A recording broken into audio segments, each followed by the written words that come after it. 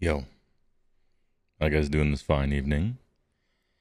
Oh man, we got some Dragonfall to talk about. 2K tournament, Lake Geneva, Wisconsin. Prime destination spot for apparently just the Grand Geneva Hotel and golf course or whatever, where 27 people get married every single weekend. Birthplace of Dungeons and Dragons, Gary Gygax locale. Lake Geneva, hence Gen Con, right? That's where that thing started. Always a good time. Run by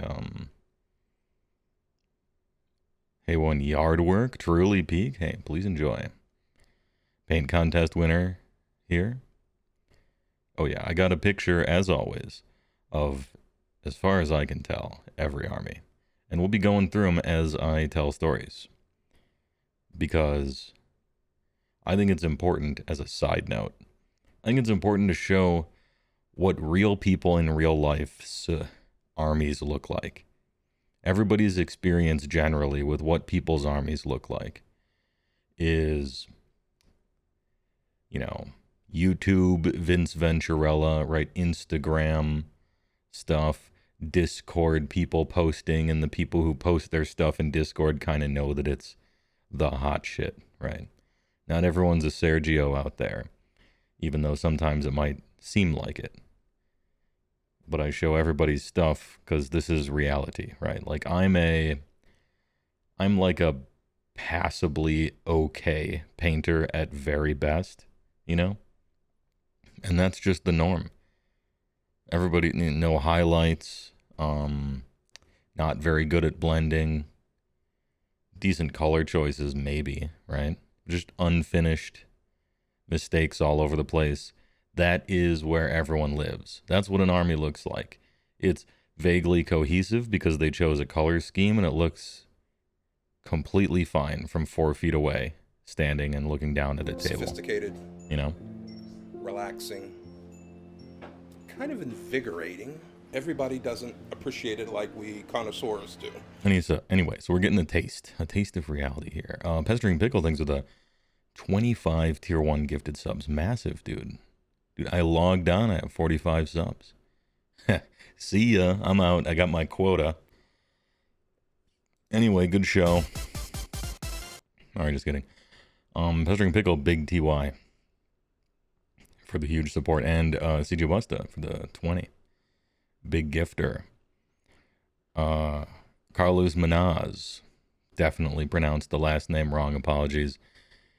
I was hoping, because I couldn't remember the name, because I'm bad with names, but I was hoping I would just put the thumbnail on YouTube and magically you would appear. And he did. He's the man from the thumbnail.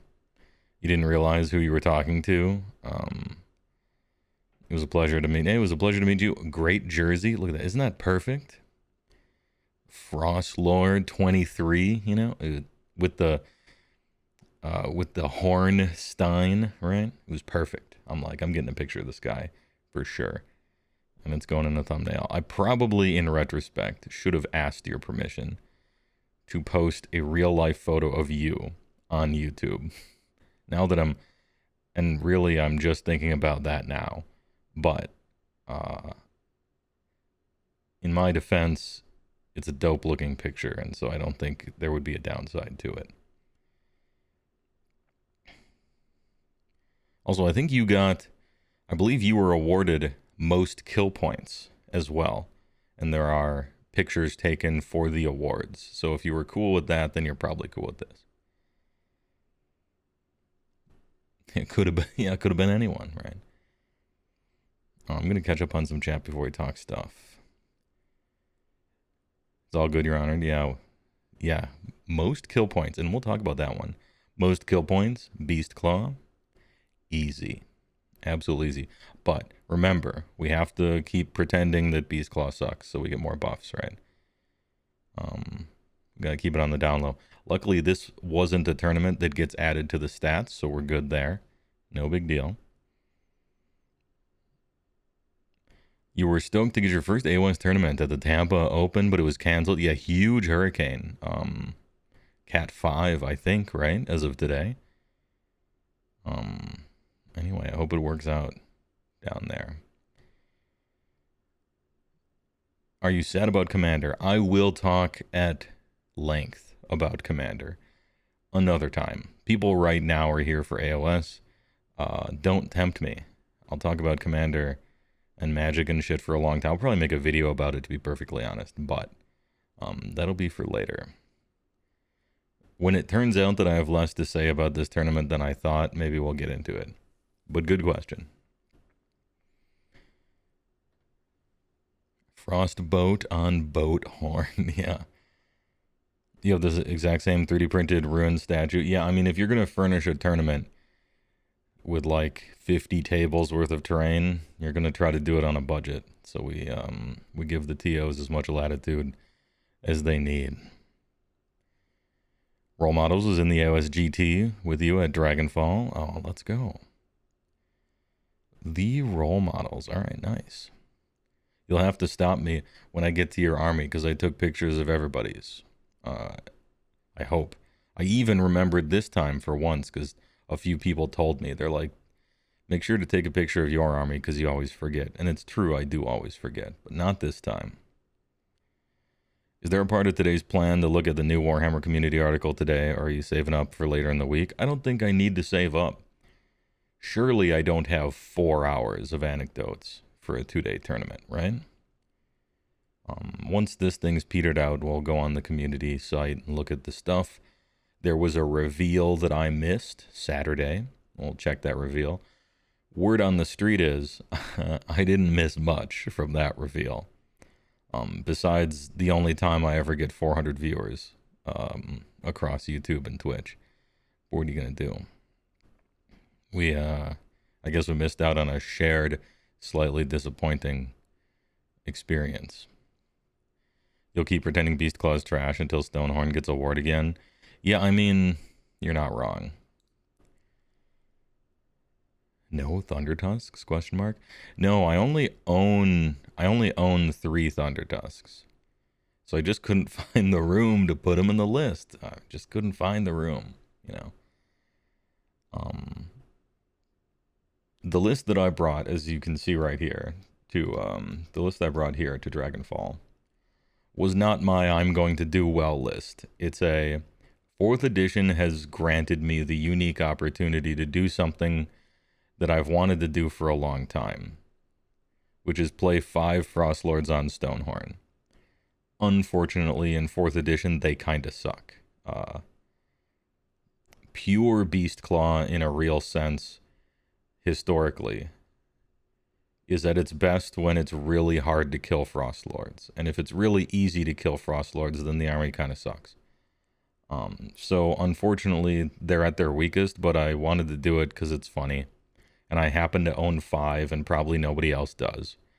And so I wanted to be funny and do the funny thing and see how many wins I could absolutely steal from better armies.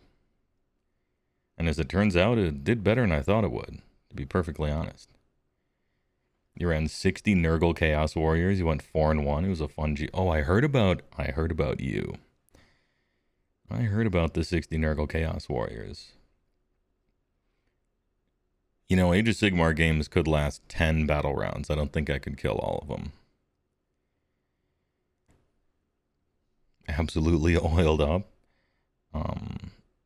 If you're going BCR, would you need anything from the Vanguard box? Is the Vanguard box the Spearhead, or am I thinking of something else? Or do you mean one of the discontinued boxes? I know that the Spearhead box features like 2 Mournfang, and that's it. So I wouldn't say that one. Yeah, the Ogre Spearhead box, I believe, has 2 Mournfang, and that's it. So probably not. I would advise against... Well, let me give you my whole thought, I suppose. It's hard to predict what GW is ever going to do. And even in retrospect, it's kind of tricky to puzzle out why they did what they did a lot of times, right? But it seems to me that we are the one army left with a shitload of Finecast in it. And all the Ogre models are pretty old besides. And so if there's somebody that's going to get a Skaven refresh, a Seraphon refresh, a Slaves to Darkness refresh kind of facelift, you know, chances are it's going to be us. Absolute hopium, right? I don't know anything. And so buying a whole bunch of Ogres like right now, you might get burned perhaps. I'm not sure. Also, Beastclaw kind of sucks right now. But if you don't give a shit about any of that, then hop right in. The water's great. Just got home from playing Necromunda. Saw a crazy game going on at the LGS. 60,000 point Horus Heresy. It looked amazing. Damn. I bet I could fly there and watch that game, because that's how long it'll probably take to finish it. It was I have a picture of before I talk about my army here. Where did I took a picture of the wizard, the man running the show here. Shout outs to TOs. Made his own custom designed dragon trophies. Dragonfall has a whole bunch of prizes and stuff. Most of them are for various hobby things, favorite army things. If people think you're cool, sportsman stuff, most kill points, things like that. And then they got like, yeah, you went 5-0, here's your trophy. And it's kind of like a minor thing. Dragonfall is always for charity. And it's always for some charity like, I don't know, cancer kids that also have mental problems and they don't have a school and they need a school, like all that kind of stuff, right? And so there's a big charity raffle. You can buy these tickets right here. And I think this year they raised, what was it, almost $4,000 for whatever the charity I just described is. Good work there. Mark Ramchek puts on a good show, even if he does work by hand all the time. But look, war wizards like to work by hand sometimes. So anyway, good work there. It was a smooth, clean event. Everything worked out pretty nice. How many attendees? I don't believe we hit 100 yet, but every year it's 20% higher than the previous year. Anybody in the chat have word on number of people that were in the tournament? That's a number I probably should have gotten.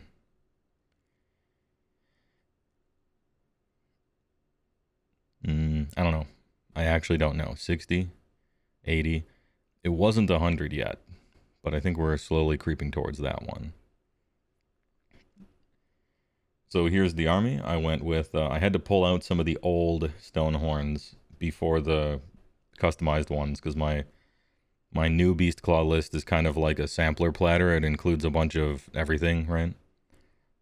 But I wanted to do the meme, so I took some of the old ones as well. These are all Frost Lords on Stonehorn. It's no different types. They're all the fucking same.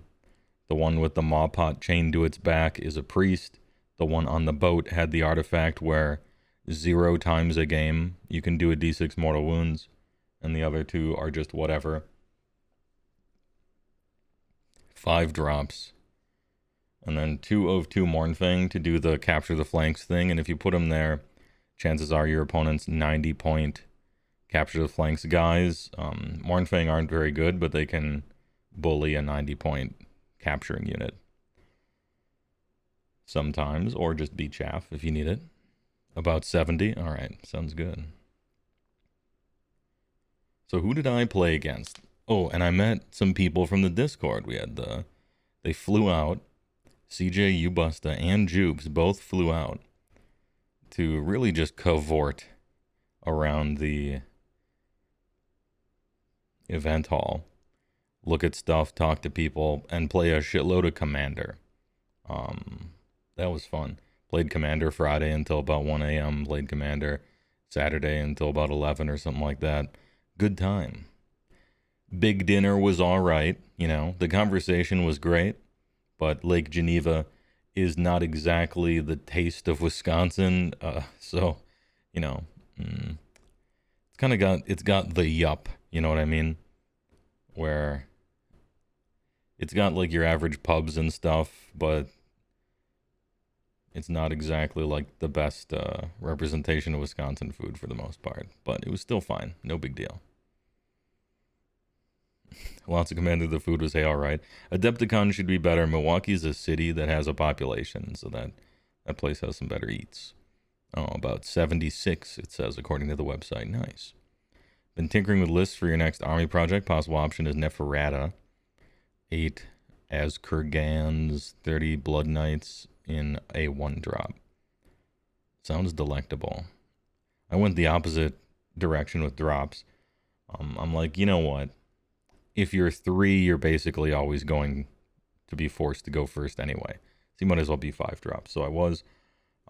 I went first every match except for the second to last one. I was given the second turn once by my opponent, which was great. You love to see it. But one of the things you have to do if you're going to play a high drop army is to really have a plan for that turn 1, because you're going to be given turn 1 basically every time for the most part. And so you really want to be able to do one of those battle tactics round 1 without putting yourself in a position to get just crushed because of it. Don't overextend into it, right? Anarian 04, hey, thanks with a big prime for 6 months. Appreciate it. TYVM. The first round played against Slavs to Darkness, and a very well painted one as well. I played against this guy in 3rd edition, and I gotta say, it was a lot closer game in 3rd edition than it was in 4th edition.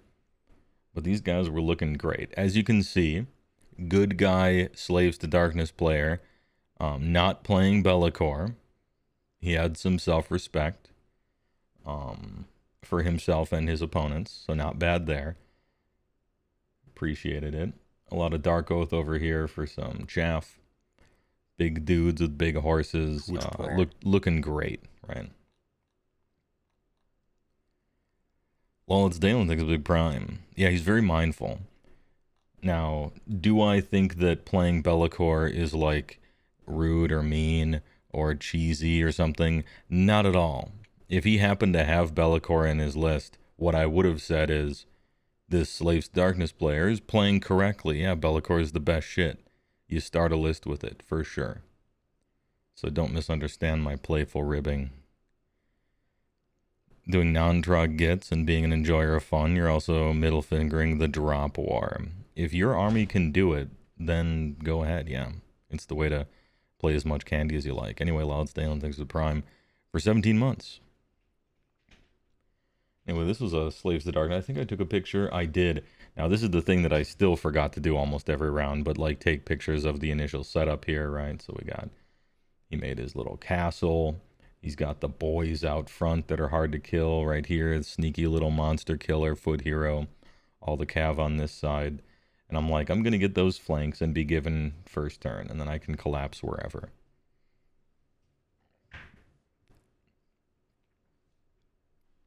I'll give you a taste of how things went. So, this is right before that guy died. So what happened was, in a real Cliff Notes version of the story, a Frost Lord would enter combat with a Slaves to Darkness unit and not really do much and then die.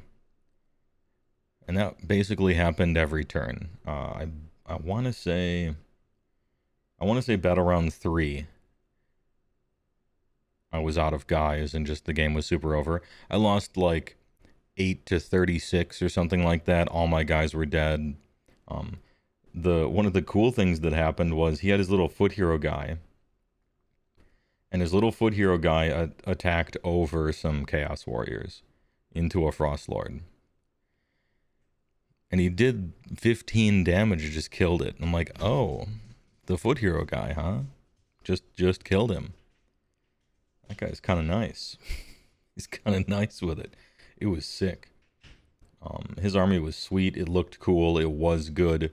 The cavalry was strong. He had a 3-man unit of Vanguard and a 5-man unit of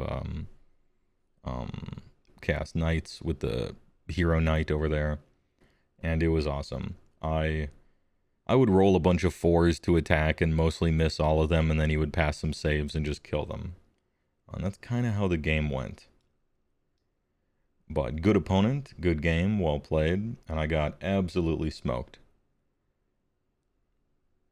Next up, and then after that was the painting. We were judging painting, and so I walked around and took pictures of all sorts of people's armies. Got some Sons of Behemat with Kragnos, fresh off the 100 points cheaper Kragnos. Now, I didn't really like Kragnos in 4th edition. I thought he got crazy worse than he used to be in 3rd edition. He's no longer basically immune to spells. Instead of having a 2-up save, he has a 4-up save. Huge hit there. Now, he did get a 5-up ward instead of a 6-up ward. But his weapons degrade in power now, and they didn't used to. So, overall, Kragnos got like hella worse in 4th edition, but he got a little cheaper. And the most recent FAQ update to him, if you countercharge, you don't get his special like power, right? You don't get his 3d6 charge on the countercharge. And in exchange for that, they reduced his points by 100. And I don't think that's like a significant decrease in power too much.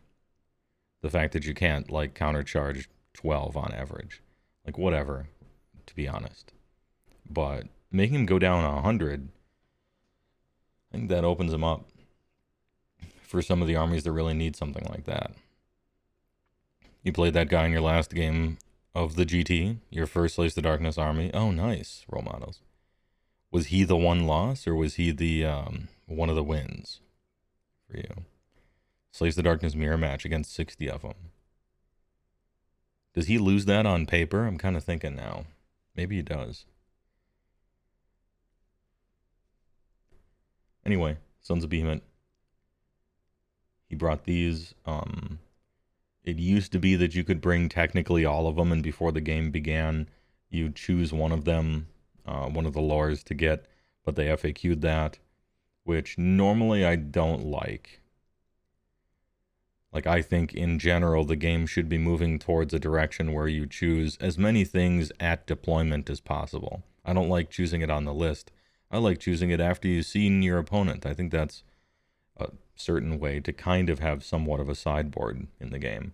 However, this particular one, I mostly agree with. I don't like to oblige a Suns player to bring an entire extra box of every single endless spell ever made to choose which one they're going to play in this particular game. I think that's a little too Sylvaneth-y, you know.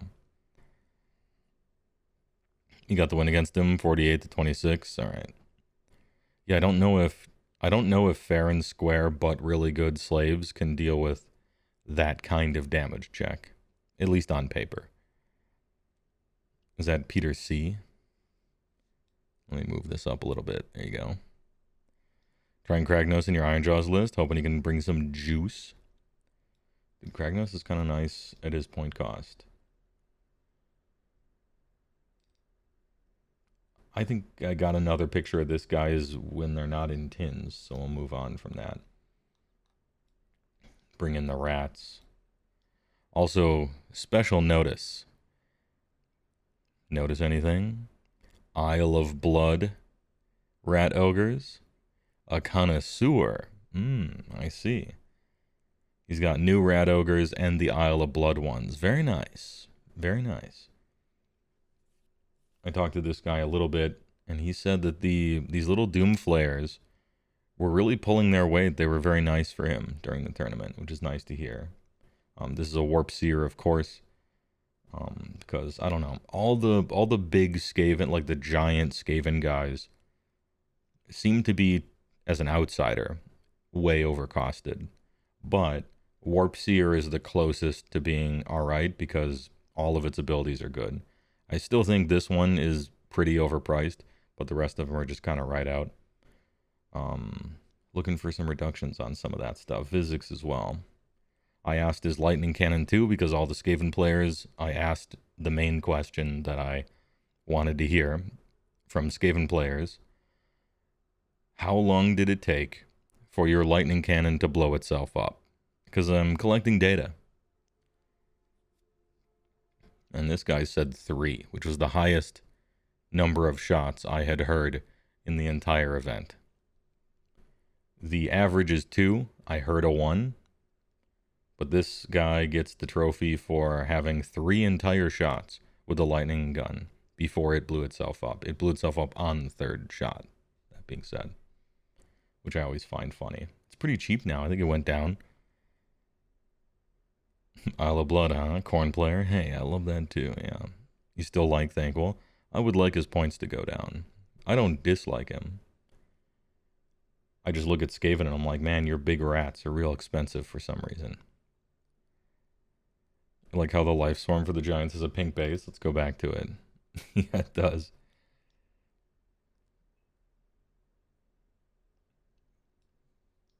Look, you just had to get that on the table, right? We're trying to play over here.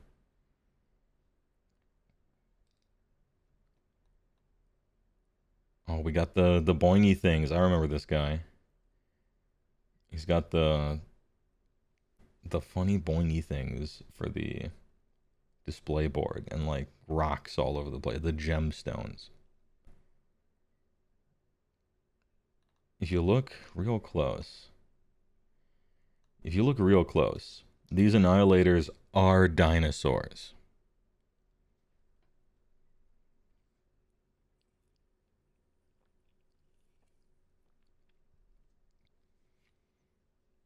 He is not finished painting.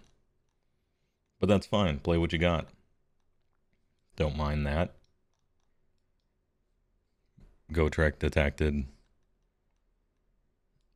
More dinosaurs. Is that a... Hold up. Is that a Fire Slayer's beard helmet on the Stormcast? More dino heads. Alright. I would like to see this thing when it's finished painting. He's got some fun conversion ideas. What if Stormcast were all dinosaurs and 2 Fire Slayers? Hey, alright. You missed the old Eshin Verminlord with the Sword of Japan. Oh, yeah. Absolute blender. The Pestilence one was pretty good with Sword of Japan, too, because those Weeping Blades had like 10 attacks or something like that. Man. Realm artifacts were something else, weren't they? Dude, I loved realm artifacts. The Sword of Japan. Putting that thing on some random foot hero with 6 attacks that re-rolled. What is Sword of Japan? So, when you're attacking, I believe, a hero or a monster, it did, if I recall correctly, a d6 mortal wounds on 6s. And that wasn't natural 6s. That was... however you got to 6, that's what you got. And so you'd put him on, you would just find some weirdo unit in some army, like Tenebrial Shard or something like that, who can teleport Nothing Personnel Kid right to his, like, within 3 of some enemy hero, get a whole bunch of attacks. Putting it on something that could re-roll hits was also good, because then you just fish for 6s on it. That thing was sick. There were a bunch of other cool realm artifacts as well. Bring back realm rules. It's fun mechanically and narratively. It's like the only thing that defined this. Yeah, I liked... Okay. Everyone kind of complained about it because they didn't want to roll for the realm and they didn't want to have to look at the piece of paper and remember what was happening, but I think it was good. It was good to do that. You're thinking of the Thermal Rider Cape. Hulk Bat, and I used that in Beastclaw for sure. +4 movement and flying on any hero. Jesus, so good. There was the Brooch that every time you used a command point, you rolled a die, and on a 5-up, you refunded that. There was the Ethereal Amulet. Any hero's ethereal, just straight up. Ignax's Scales was a 4-up ward against Mortal Wounds. That thing was hella sick. There were a few different versions of like Dimensional Blade and some other stuff that just set the rend value to 3 on some weapon, which would make some like mounted, like some 190 point mounted hero that just happened to have 5 attacks on his offhand sword. Suddenly it's got rend 3 now. Those things were sweet. Enough of them were cool enough that you could really do some fun things with them. 3-up Velocita. A 3-up ethereal 6-up Velocita. I think it was a 6-up. You could get it too. The Gakorkaja could go to a 5-up 6-up too, because back then, if you had 2 wards, they just stacked. You just rolled both of them. There were some things that are probably good to stay in the past during all of our nostalgia, right?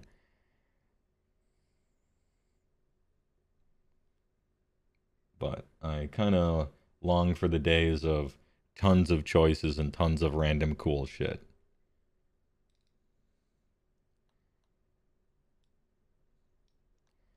And then we got the absolute boys.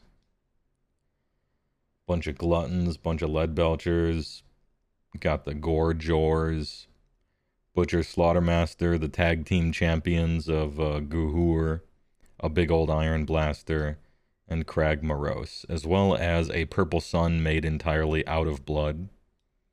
All the endless spells he uses are either made out of blood or coming out of blood. There's a lot of blood magic in ogres, so it's technically on theme. Yeah, the Gravetide's a wall of meat. This army looks fun, doesn't it? This looks pretty good. This is kind of an evolution of the concept of the mixed ogres. And by mixed ogres, I mean 1,600 points of Gutbusters and a single Beastclaw monster. But why play a Beastclaw monster when you could play like a good monster? You just have to pay a few more points for it. Anyway, this one looks fun. You have one trick. Their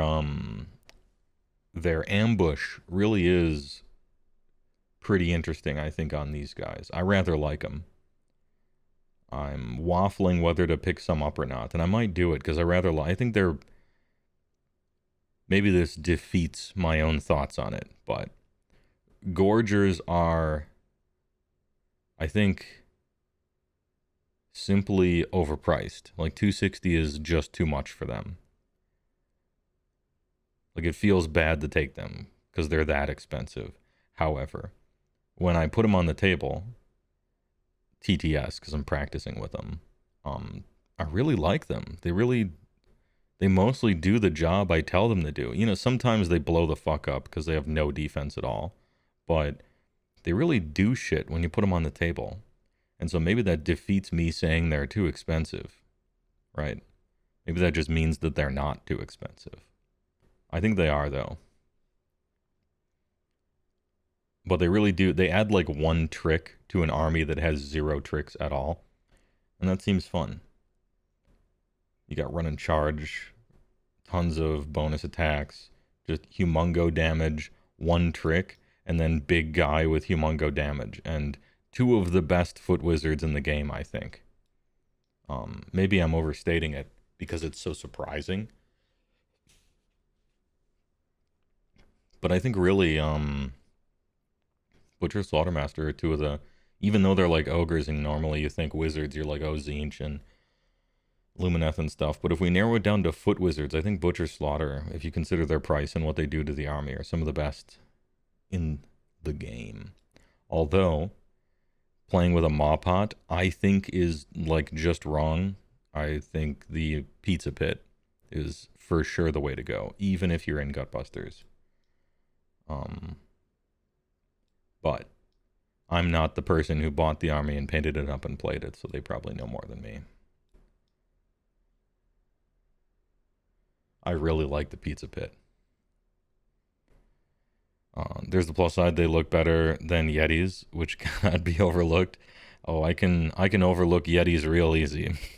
It's hard not to. +1 power seems so strong, though. It's +1 power if you're within 3 inches of it, yeah. Which does kind of shackle you to it. Good job, King. At least it's not like within 1 inch like it used to be. And it's only one of them, it's not both like it used to be. And +1 cast is good, especially if you're trying to cast endless spells. So I'm not saying that the Mop Pot is bad. It's quite good. I just like the orbital triple laser that basically can't fail during each player's turn forever.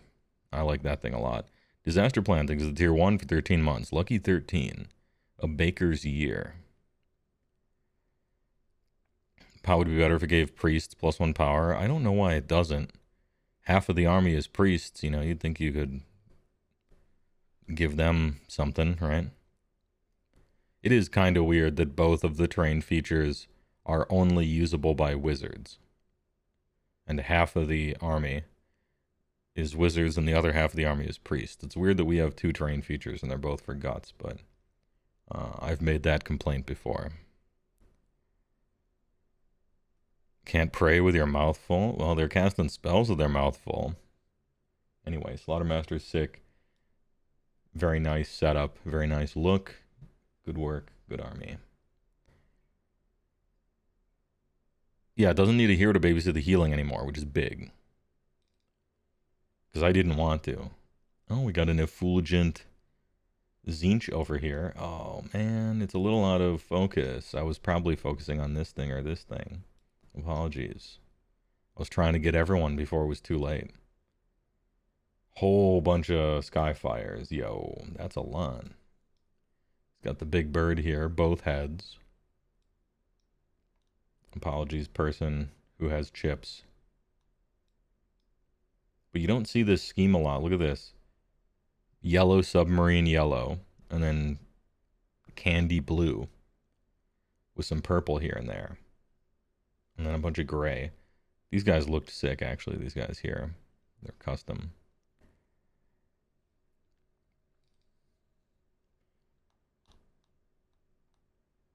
Alright, Balloon Boys in the cracked Stormcastian bases.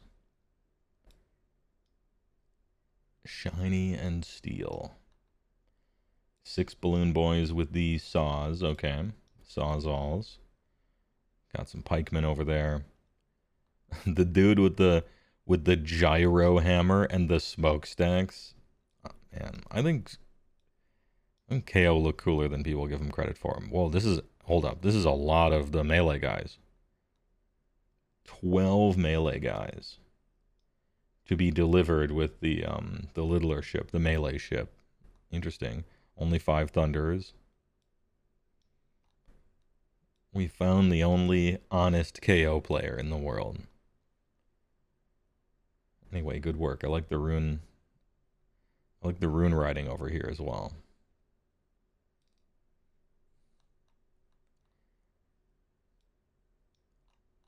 Damn, this is looking kind of nice though. The gemstone stuff. He gave everyone a warp crystal. Even the clan rats get warp crystals on their bases. This is the richest Skaven. And also custom gnaw holes, which are warp gnaw jacuzzis looking like. And good work here with the brass. Brass goes well with orange, of course. Or brass goes well with green, of course. Because it's just a shifted version of red and green. Nice metallics. Oh, he's got the blaster. The sextuple blaster boy.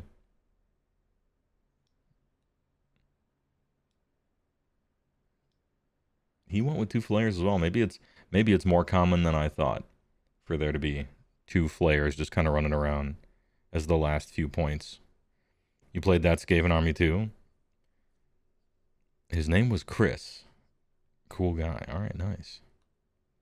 Oh, they come in sets of 2. Well, that makes more sense then. Is this new Grey Seer detected?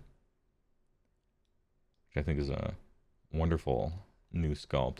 I really like a lot of the updates they did to the Skaven stuff. The Skaven update felt a lot like the Slaves to Darkness update, where they really tried to make sure that they respected the aesthetic of what came before them. They just like upped the poly count, right? It's like going from PlayStation 2 to PlayStation 5 or whatever, you know. And if you have a really strong theme that's very good, you know, Slaves to Darkness is kind of timeless, Skaven is kind of timeless, then really you just need to update the graphics, but keep the art style similar. And I think they all look really good. I don't like the Molder stuff, but I don't like the Molder stuff anyway. So that's neither here nor there. It's like a personal preference kind of thing. Orb Dust Jacuzzi, Party Rats, absolutely.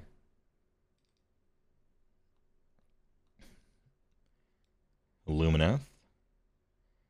There he is, dropping down from on high. And Selenar.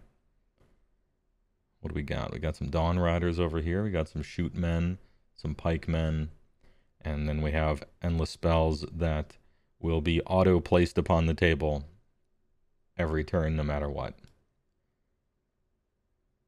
List is looking pretty elite, looking pretty small, as the points on Lumineth continue to rise. But it's just classic. White, you know, white is hard to do. It's hard to do a real good, creamy white, and your mistakes show through. And if you make too many of them and layer it over and over too much, it starts to look kind of thick, right? So getting nice whites and not having any issues with it is tricky to do. This is a nice looking Selenar. Ooh, look at those feathers. Good work there, and all the little crinkles here. Yeah, this is a good looking army.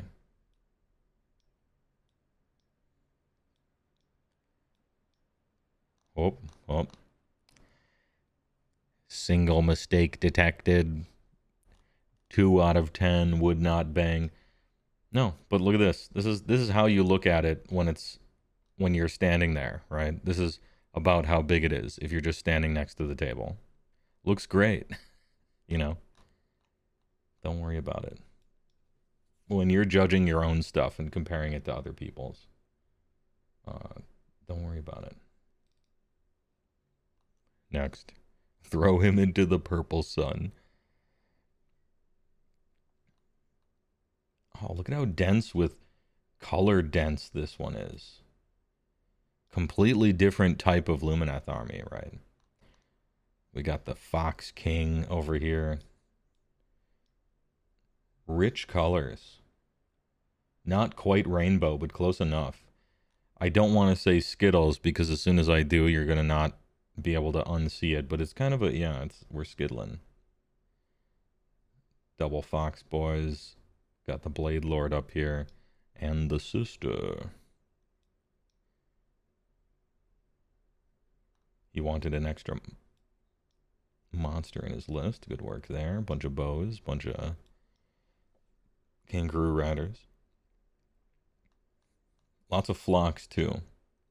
Flocks always, to me, flocks seem so weird, especially the flower ones, because it's so happy, and every Warhammer army is just so murderous, right? That it automatically is quite a contrast. Probably the only one that, yeah, the bamboo terrain is a good touch. I think that was just on the table. I think it just so happened to be the perfect table for Lumineth. And the IFC Yipes over here. Oh, you can't see it. But it's the Hindu statue. Triple Foxies. You're getting almost oil painting vibes from it. It looks great, doesn't it? It's very nice. I'm sure it's a terror on the table. Got some Stormcast. Lady Andrasta, the Knight Relictor. Is this Lord Arcanum, I believe? Vigilor is a bunch of dog things. Oh, cool choice. On the wings here, having them be like standard white wings with some armor stuff and then turning into either red flames or blood or something. I think this is a kind of a striking good aesthetic to go for on these. Doesn't this look nice, especially from afar? Unironically good use of color, I think. And then just boots on the ground and some raptors. Doesn't it remind you of like Fire Main Angel, Razia, Boros stuff? The really angry Avacyn, like the red-white Avacyn lady in one of her incarnations. I can't remember what her name, the one that flips over and makes stuff indestructible, Flash. Avacyn the Purifier, yeah, that could be it. Polish cavalry colors, Husaria. Time to make an Angel Army Boros themed, yeah, for sure. Anyway, looking great. I don't know if they're done with this or not, but I want to see Andrasta with this. I want you to do that over here. It'd look hella sick. Do that over here. You've seen a lot of Krondspines. This isn't entirely true, but if you have to admit that you simply should be playing endless spells, or you're kind of bad, but you hate endless spells, then the choice is Krondspine. Because you just cast one, it hunts the other ones, it's kind of like a monster in your army, and just fucking, okay, I buy one thing, and that's it. I'm not trying to put shackles out over and over, I'm not trying to min-max this or that. I'm just admitting that, yeah, this is the era we live in, and I'll take the one that fights the other ones. I don't think it's a bad choice. Like, it's what I would do. If I was gonna be in more tournaments and really, like, play endless spells and stuff, I would just have a Krondspine, and I certainly wouldn't buy it. I would make my own. For the following reasons. Or for the preceding reasons, I should say.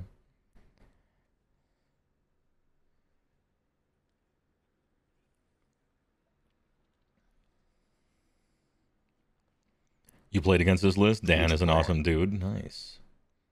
Isn't it neat? Oh, every time I go over these Age of Sigmar tournaments and I put people's armies up, there's always somebody in chat. Not every army, but for a lot of them, where they're like, oh, I played against that guy. He's a cool guy. I played against this list. Dan's an awesome dude. It's just nice to hear that from a tournament, you know? From like a Games Workshop war game that sometimes has maybe a reputation. I suppose not Age of Sigmar, it's more 40k that has the reputation, whether or not it's true. I bet it's overblown, you know. What size base is Krondspine? It's not the full pie plate. It's the pie plate down. 130, I think. It's not Alariel. It's the step down from that. Yeah, Kazadog says 130. I think it is 130. Where the Goblin players at? I'm almost positive there were some. Let's see, what do we got here? I'm just going in order so that I don't miss any. Another person who wasn't quite finished painting, it's fine. Clearly you're not done painting. You'll finish up eventually. Until then, let's play a game. He loses some points on painting, right? But you're just trying to play 5 games, take pictures of people's armies. No big deal. Painting in a hotel room, for sure. Krondspine.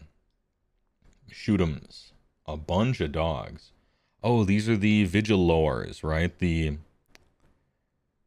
guys who are, like, decent at shooting and decent at fighting, and they have the good... What is it? They have either a debuff or a buff that they land on somebody.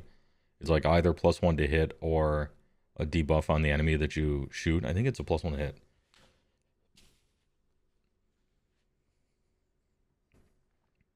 Anyway, I thought they were cool. Oh, that's a lot of shooting, actually. He's got 12 of them. And then Big Dog. Very not done, but I'm sure it'll look great when it is. It's got the paint judging thing of chill, it's fine. Everybody knows it. Dude, the big dragon. The big dragons are looking kind of nice, especially after that FAQ change that allows the Praetor squad to use their ability from the heavens, just land behind them. Dragons are looking a lot better. Especially in an edition where -1 number of attacks is really detrimental. Since the best way to deal damage in the game right now is with cavalry and infantry. So -1 number of attacks is something like -10 great attacks, you know. If Monster Mash was really powerful this edition, like, that debuff would suck. But it's not. Yeah, crazy giving -2. Jeez. Good job, King. Barred from Entry thinks it's a big prime. 9 months. Armies, let's go. And Pestering Pickle thinks it's tier 1. TY both. Hey, sometimes hotel room paint jobs put you in a tie for fan favorite. Yeah, true. And sometimes you just need that extra bit of, like, we gotta finish our homework. You know, some people would never finish an army if it wasn't for a tournament coming up, right? So, whenever are you really done painting? Yeah, true. There's always something else you can do. Gwell thinks it's $5. Appreciate it on the YouTube side. I click like, and I click hard. Notice that in the Stormcast pre-order reveal, they're porting over an Underworld's Warband as a generic wizard unit. I think we'll see that more. I kind of hope so. If it means the unit becomes permanent, it means I have to care about it, right? The reason I'm mostly kind of whatever to realm rule, like Armies of Renown or Underworld Warbands or Warcry stuff, is that maybe I'm taking the long-term view of it and I shouldn't. But I'm like, yeah, it's a thing that's going to be around for a season or two. And then eventually they're going to stop printing it and it'll go away. So why do I care about it, you know? But if they're going to make some of these permanent, then good. Well, first of all, I feel like they should. If they sell the fucking thing for the game, they shouldn't just be shit-canning them all the time. And second, it'd be nice to look at some of those squads with refreshed, I don't know, just new eyes, I suppose. Some of them are really good, especially the Stormcast ones. They've gotten a lot better at making those things neat. Jared Hayes, weirdly, I kind of feel like the dragon doesn't need much. Very much has a stone dragon vibe, which was some heavy shading and gray dry brush. It would be sick. They did that a lot early, like very early on in Age of Sigmar. A lot of people did Stonecast, where they made them all look like statues. That was like really popular initially, right away with Stormcast. And then it dropped off and you don't see that anymore. Maybe there's a resurgence, I'm not sure. Helps make them feel safer purchases as a customer too. Yeah, to me it's kind of an extension of that. I suppose it's fine for an Underworlds player because they kind of know what they're getting into with a rotation or something, but I don't know too much about Underworlds. I can't speak to that, but it's hard for me to justify spending like $100 on something that I'm going to be able to use for a year, you know? I'm fine paying GW prices if I can use it for 8 years like I have for my army, right? Less so if it's less so, right? Storm Coven Warband is a wizard unit with a strike first, strike last war scroll spell. Sounds good to me. Strike first, strike last, music to my ears. Those are good abilities. You want to buy them, but you know you're quote-unquote wasting money to be buying them, yeah. I just want some, what is it that all the investor people say? Confidence, does it count? I don't know. I'm not a businessman, clearly. But I want some of that. Ooh, we got a trip to the Everwinter on this one. Look at that. Oh, and he's got the pizza pit. My man. He knows where this is at. Oh, he gave him shields, too. Cool. Little custom shields. Got a Sarlacc pit there. Yo, you don't see this very often. Bloodpelt Hunter. Not even a wizard. I believe it does not cost a drop. I think Bloodpelt Hunter is one of the free ones that isn't a drop. Although it costs more than I would like. I wonder how that one worked out for them. A lot of Mournfang and triple Tuskies, triple Thunder Tusk. Looks like one of each: Frostlord, Huskard, and Beast Riders. The Beast Riders fresh off their big points drop. I think these guys are closing in on. They're like, I can't remember how much they are anymore, but the race to the bottom for Thunder Tusk Beast Riders is such that they're like almost 200 points, maybe even less in the future. So you're paying almost nothing for a monster that sucks, but it captures 10, right? That's kind of sick. And then the Frostlord version has the big Wombo combo once a game, if you manage to set it up. And then this one's a priest, and you love priests. We love priests. This one's probably a priest too. I'm sure he took that trait. Anyway, Pizza Pit Enjoyer, this thing's sick. That's a lot of Mournfang. You also played that guy? Cool guy. Got the win on that one. All right. That's a fine I always like those comments. I played that guy. It was sweet. One of these days I'm going to get, I played that guy. That son of a bitch. He fucking cheated me. I'm going to hear that one sometime. It doesn't happen a lot. But one of these times somebody's going to say something like that. Maw Pit is such a sick upgrade over the Maw Pot just for fun alone. Yes.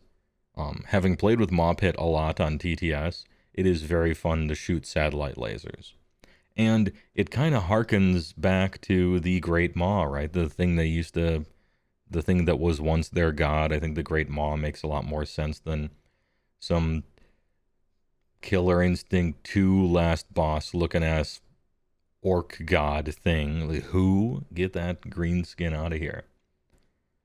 Give me an ogre god. Trying to eat the world over here. Anyway, great work. Like the scene. Even if this is probably 3D printed. But I don't know, it sets a scene, I guess. I hope it's not AI. It probably is. Next up, the Blood Boy. Look at this. Hey. Any Blood Knight enjoyers? Jesus. CJ, I thought you said you didn't enter this tournament, and yet here we are. Looks like Prince Longdong. Might be a normal Velocita, might not be a normal Velocita. Kind of hard to tell. Nice looking blood wings. I can see the sheen. Got some dogs.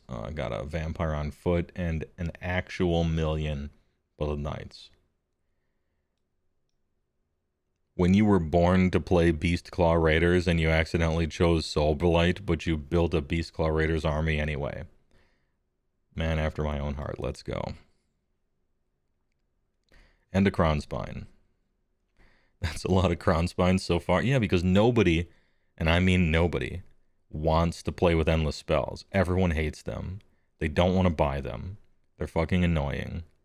And so if that's you, you just get a Krondspine. And I would guess that the majority of players don't really want to have to, but if they have to, then they'll just take the one thing. And also, like, it's a monster, man. Krondspine, like, yeah, it has anti-endless spell technology built into it, but you almost don't care about that. It's just it's a literal free monster that you just put on the table. It does decent damage and just flies around. What's not to love? You can resummon it if it dies. Shit's kind of good.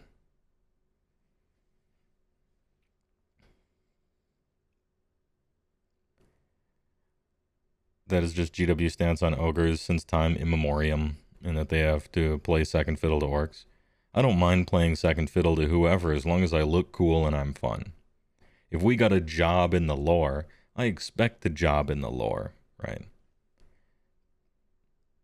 Like the faction, the Grand Alliance of Destruction might as well be called Grand Alliance Jobs to Everyone in the Lore. I don't care. It doesn't wound me. I just want to look sweet and be sweet. Yeah, it doesn't have the monster keyword, so the anti-monster stuff doesn't quite work on it. Now, it can't use commands, right? So you're not which is like the first thing people learn in 4th edition, is they're like, oh, I'll just countercharge with my Krondspine. And then they look it up. Oh, that's right. Okay, so you can't use commands on endless spells, even though you think maybe they can. And then the second thing people learn is an endless spell worth a blood tithe? Does it count for the Slaughtermaster's thing? Does it count for this? Nope. No to all the above. It's just a thing.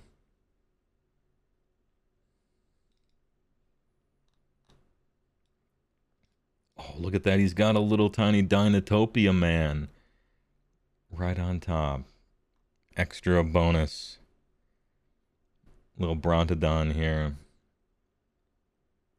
He's got a little friend. Just making sure the terrain feature is A-okay.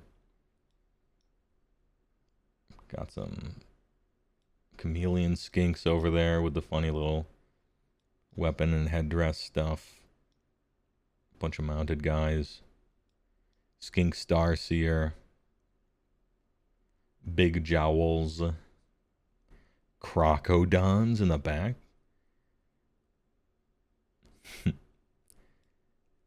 Also, dual gaming, like double gaming, right? Square base on top of circle base. 500 IQ, gets to play 2 different games. Same with these guys back here. Hey, I ain't buying it twice, right? Dinosaurs. This is a very small army. I bet there's more down here, right? Unless Seraphon is much more elite than I thought it was. Double based. Not true.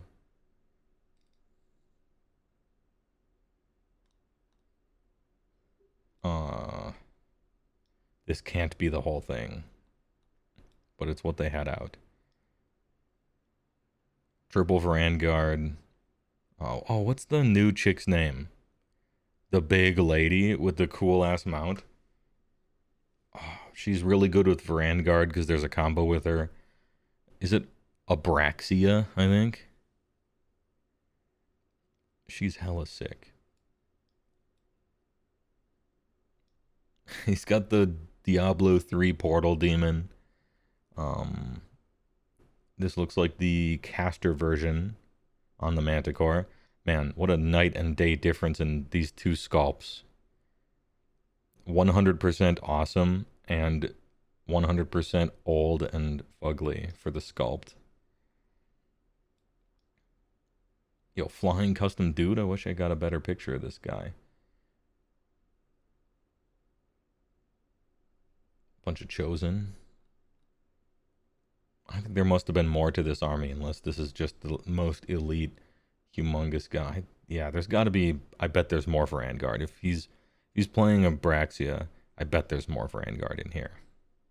Yeah, Mutalith Vortex Beast is the actual name of this thing, and then the other version of it, I can't remember what the other one is called. Crown Royal. Oh yeah, this is classic work. Every Dungeons and Dragons player in 1991 had their dice in their dad's Crown Royal bag. I think it was a velvety purple, maybe. This is a green one. That's it. The Slaughter Brute is the other one, yeah. Green bag flex. Speaking of flex. Oh. Okay then. Any corn enjoyers? This is a display board. Jesus. Also, custom demon blood river. Fucking dudes. Giant symbol. Printed background. This is actually painted very well as well. All these dudes. Blood Warrior's looking crisp. This was one of my opponents. Played him around, geez, I want to say around... This might have been the final round I played against. And so I had a wonderful experience playing against a really good-looking ass army.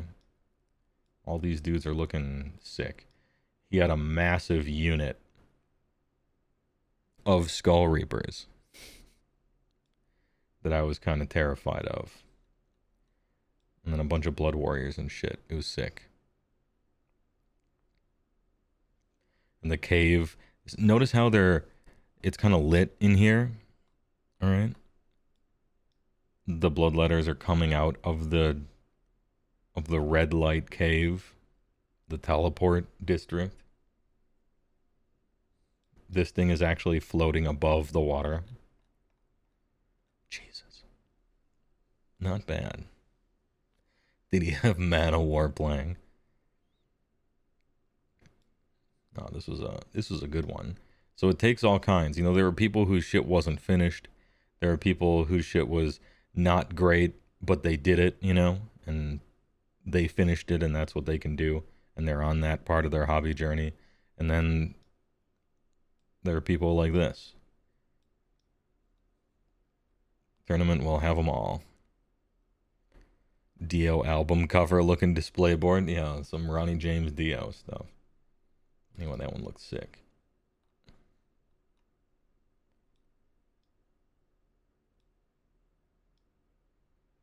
Slan detected. Chameleon skinks detected. A lot of mounts of all the different types too. A bunch of different types of mounted stuff.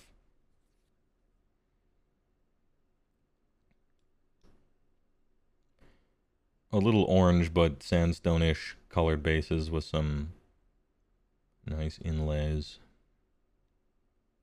I didn't notice the arrow at first on these.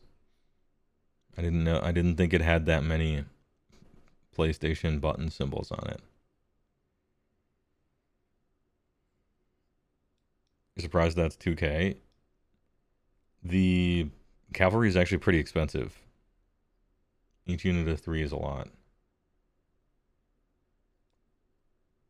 This guy's trying to run across the table. He's trying to play fair and square Warhammer in a Seraphon army, which is, I think, kind of what they are now. Oh, is this Christian Weir's? Oh, this is, I can't scroll up anymore. This is Christian Weir's army. I think Seraphon are, like, playing fair and square now, which is weird to say. Because historically, Seraphon has always been on some bullshit. That's just how their rules have always worked. So it's strange that they're doing the straight man thing now. Yeah, the pink and teal looks kind of neat too, don't you think? Really striking, sharp colors.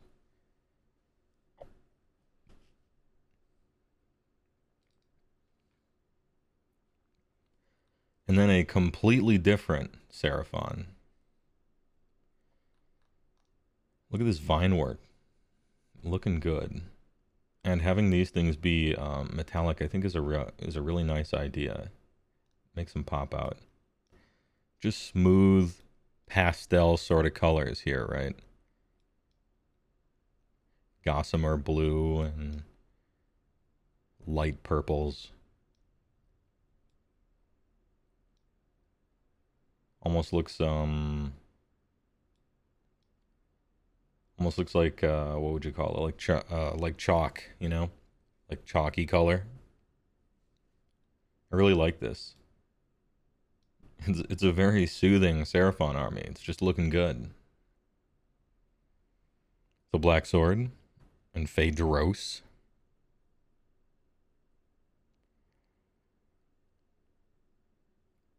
Are you liking AOS 4 so far? I'm liking AOS 4 a lot.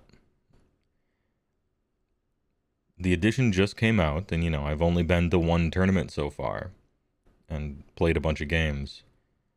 And this is what everyone always says when a new edition comes out. They're like, well, it's better than the last edition, right? And I say that too. Yeah, I think I like it better in third.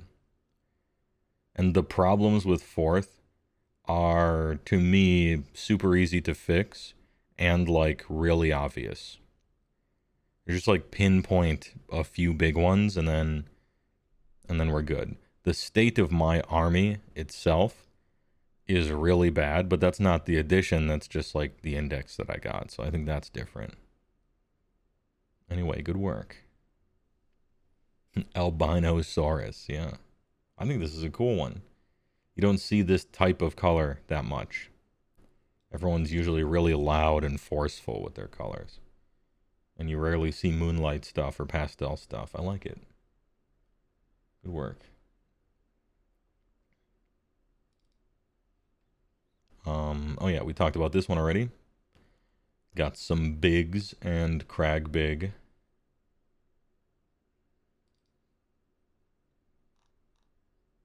Oh, Nighthaunt unfortunately kind of blends in with the background texture here. But they went with ooze green on them. Glorious black coach, always looking real nice. Keeping the Hex Wraiths to a minimum, it looks like.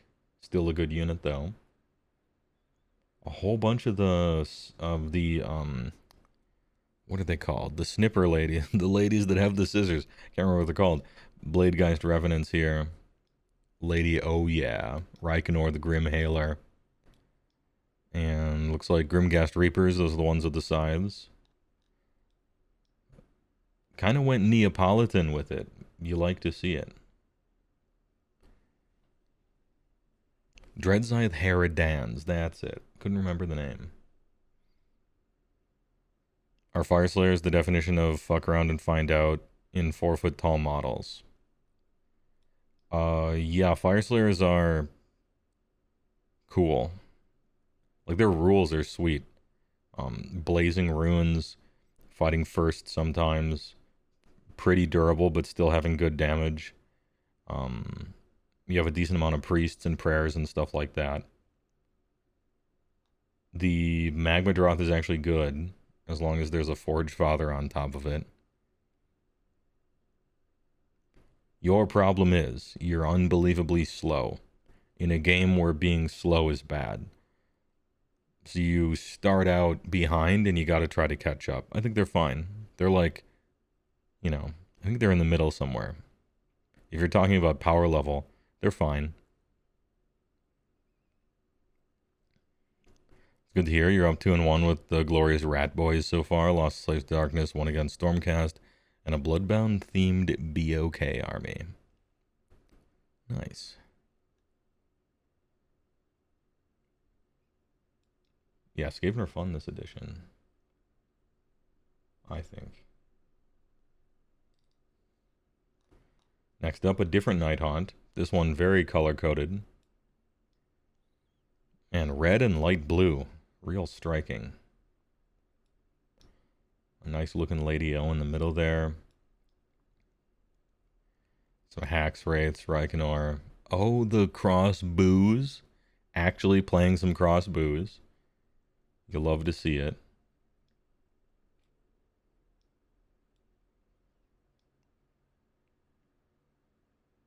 "40 Bladegeist Revenants. Chop them up. Absolutely slice them up.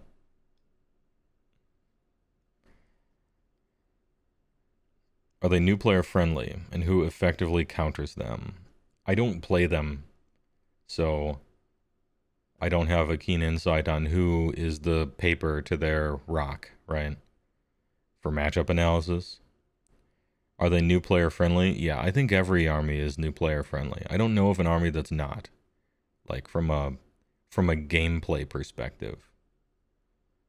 Maybe Slaanesh. Maybe a Lumineth.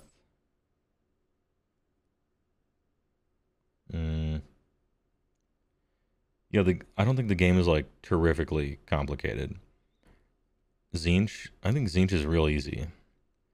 People say like, oh, you want to pick a simple army. You don't want to pick an army that has lots of options for a new player. I think it's actually generally the opposite. I think if your army has tons of options and tons of rules, it means it's easy. It means whatever situation you're in, you have some bullshit ass get out of jail free card ability that saves you from making a mistake. That an army with no options and makes a tiny mistake has to just eat shit for it, right? And so I think maybe paradoxically, or counterintuitively, I mean, armies that have almost no like choices to make or special powers and special abilities and rules they get to ignore, those are the ones that are actually harder to play and worse for new people. If you're just thinking about, yeah, no, good point, Mr. Glance. I would say for new players, I would not choose KO. I would say don't pick KO. And aside from that, you'll be fine. Tough to remember everything, isn't it? The first 3 times you play, maybe, but you'll print out a little thing, and then you'll play and you'll look at it. And after 5 games, after 5 real-life games, no matter what your army is in this game, you'll probably start just memorizing everything. You know? For the initial absolute first time you play the game ever, sure. But, I mean, you'll just write it down, and after 5 real-life games, you're probably good about remembering your own stuff.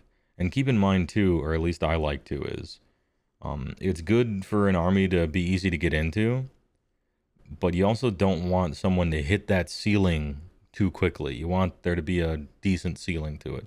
What's wrong with KO? Their rules change completely every single edition, and often mid-season. And they're either really, really good in a kind of cheating at the game sort of way, or terrible.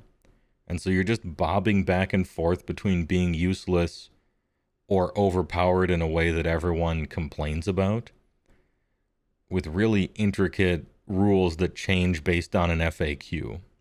So it's just really finicky rules-wise, and they've never really hit it right. And things are going to change a lot all the time. And so that's why I would be maybe hesitant about KO. And, you know, there's some other armies that are quote-unquote hard to play, right? Like Idoneth Deepkin are hard to play. Cruel Boys are hard to play well. You know, but I don't think being hard to play is like a bad thing. Some people like armies that are hard to play. It kind of depends on what the new player is trying to do. It's just KO has a rocky history of their rules being finicky and changing in minor ways all the time, in a weird way.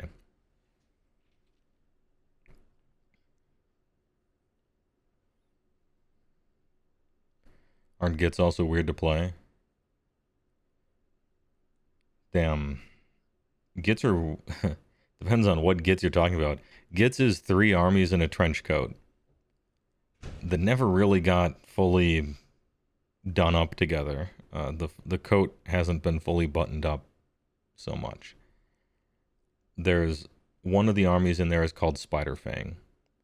Do not buy that army. Do not... Like, this is a warning that... Like, I'm kind of memeing with the other stuff just a little bit, but this is one of those, like... This is one of those, like, don't buy Bone Splitters right now kind of things. I wouldn't get anyone into Spiderfang. Because whether or not they even stay legal in the game on into next edition, I think is a big question mark. And I don't want to get a new player into something and have them just, like, retire it. So that's a different sort of warning for that one.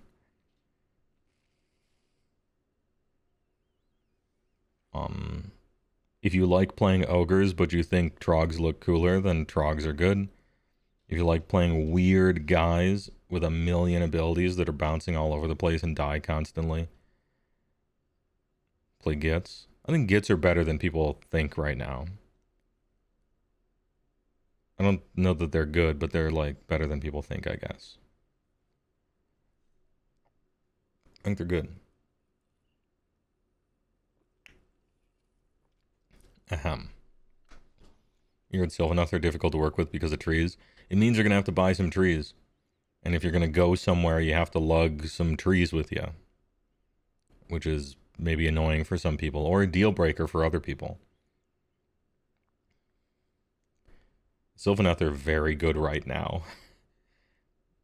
They were alright before, and they just caught a revolutionary rewrite that made them the probably the second best destruction army in the game.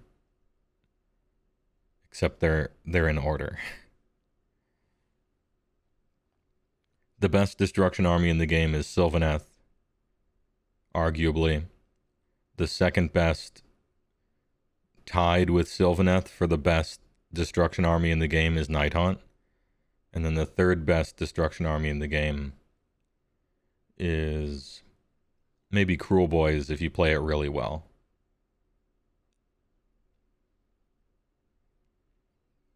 Thanks for the game, Sunday. I was your Bone Reaper's opponent. Our game was fun. Yeah, nice. I haven't gotten to your army yet, but I'll talk about it when I do. I played against the OBR player. She was Cash. I like OBR. I think the army is sweet. Pretty sure I lost that game, but it was still fun. Where do flesh eaters sit on the totem pole? The totem pole is stuck into the corpse of flesh eater courts, and then the totem pole goes up, and then you see the armies in the totem pole. So it's not only at the bottom, it has been pierced by the totem pole at the very bottom. Only destruction army, or only death army worse than flesh eater courts is no, they're at the bottom. If you're talking power level and stuff.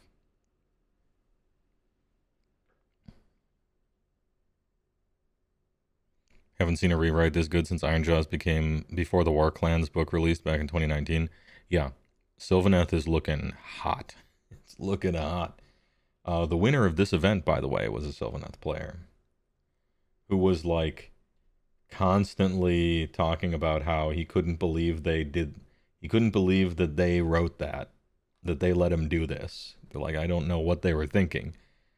They're letting me do this. Is Usharan good? Yes. He looks awesome and is good.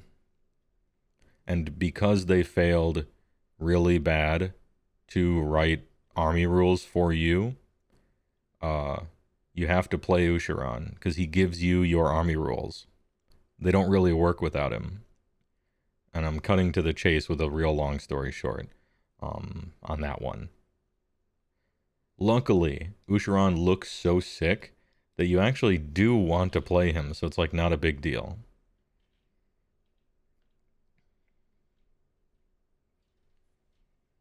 Phaedros X. So I had a funny thing during your last game. Your opponent did his pregame spiel and then passed on hearing mine, so I let him know my Vermin Lord had Scurry Away.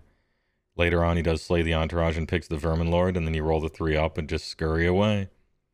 And he got gotcha'd because he claimed to know all about Skaven. Hey, pride cometh before the fall, right? I've definitely done that before, but I always preface it so that I'm safe, which is, if somebody's trying to tell me all of their rules, you know, I'm like, look, that's a lot. You just told me all that. I probably didn't process it all. If it surprises me later, it's 100% on me because I should have just looked it up, but I didn't. Hey, all right. It's fine. If I gave a shit enough, I would have practiced against your army, and I would be looking it up on my phone right now to always keep checking. But clearly I don't care enough to do that. And so I deserve what's going to happen to me.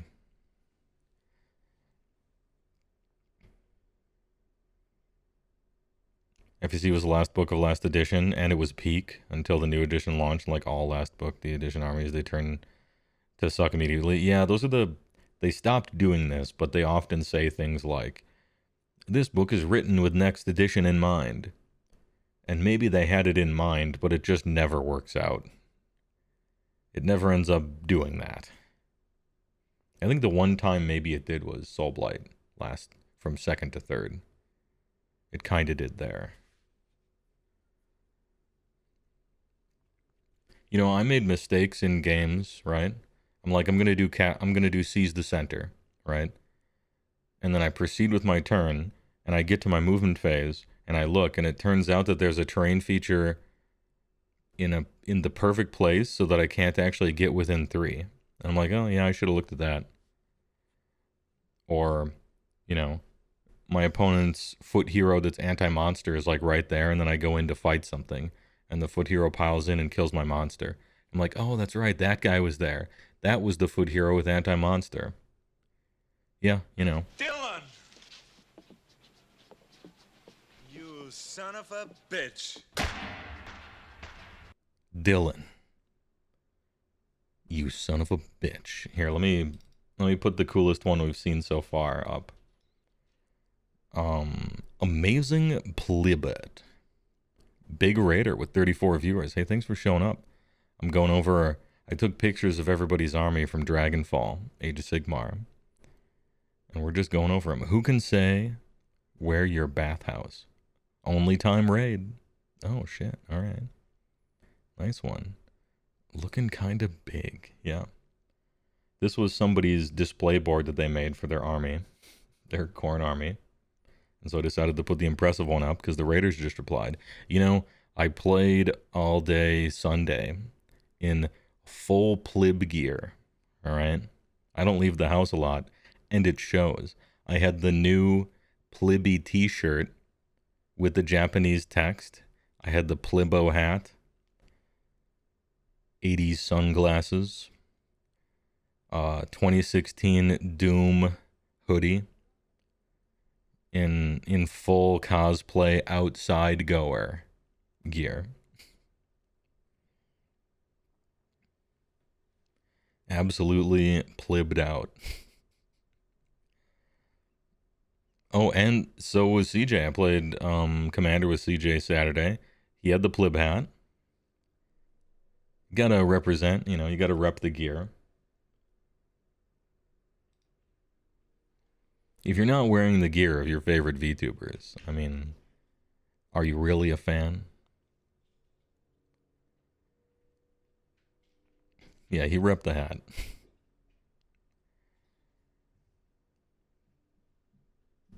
Silver lining is Fleshy to Courts being bad is it shows Matt Rose isn't showing blatant favoritism for his main army.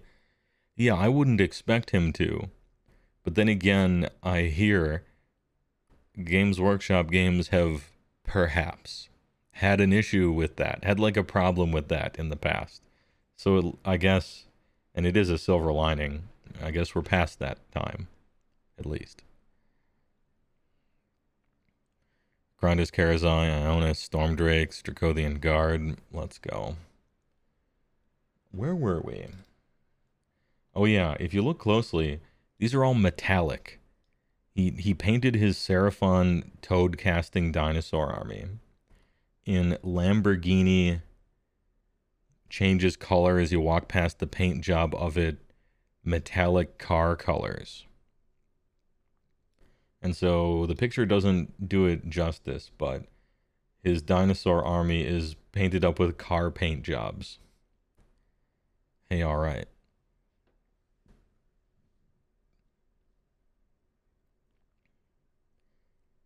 Also, he's got to bling out the Purple Sun and Gravetide as well.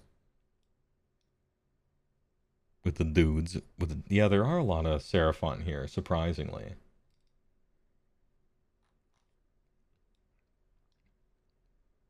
Next up was an Orc army. Iron Jowls. Kind of muted, dirty, banged up sort of color scheme, but one I rather like. It's just simple and bruised up, and then of course the dude riding a dragon who punches people.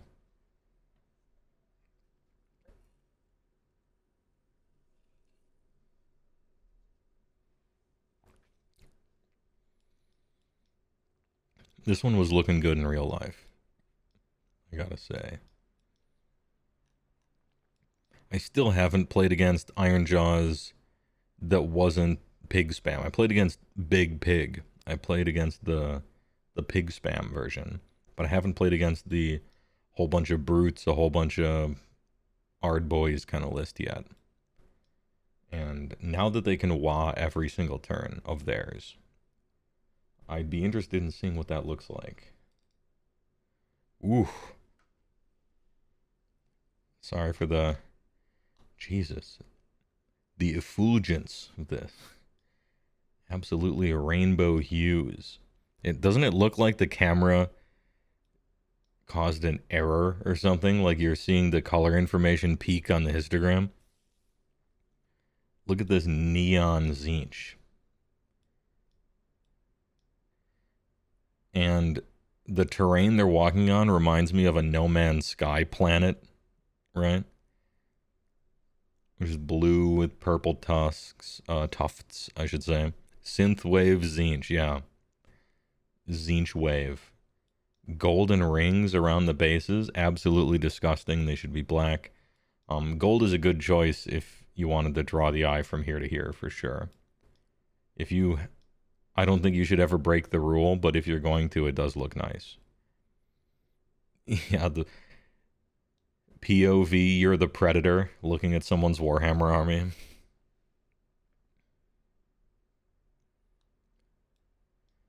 Anyway, I think it actually works.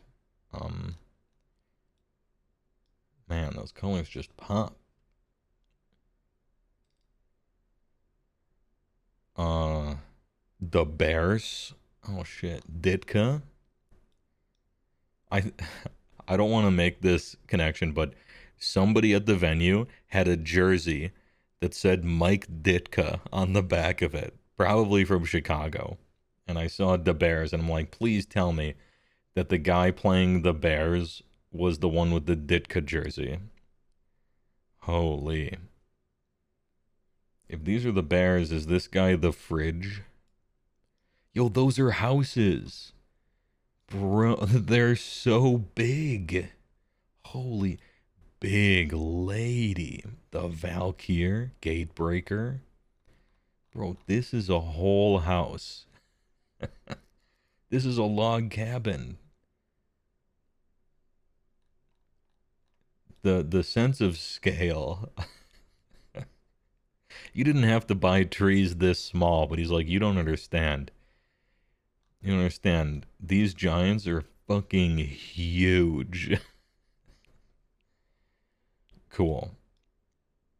And then Zeus the Beard Lord over here, absolutely wide gaming. The Jarl, right? King Broad, double Gatebreaker, and triple Man Crushers. This is a fun list. This is a cool list. I think this is like probably the Sons of Behemat list, right? Because there aren't too many other choices to take than these, because the Gatebreakers are the only good ones, and King Broad is the only one that's a priest, and then you probably should just have 3 guys. Giant woman stepped on my house. We will never financially recover. Dude, they're so huge, they could almost like step on the house, but it would just land in between the big toe and the other toe. And now look at that. You got an in-ground pool. Huge. Anyway, good work. Obviously not Games Workshop models, completely custom. If you're the percentage of players who are playing non-Games Workshop stuff, Sons of Behemat is the army that the most people do that in by far. And not only because the megas have the same foot pattern, so they kind of look copy-pasted if you play 4 of them, but also they're super expensive. And so most people are just like, look, I'm gonna do something else here. I lost my place. Where are the Jarls? Okay, yeah, right there. Next.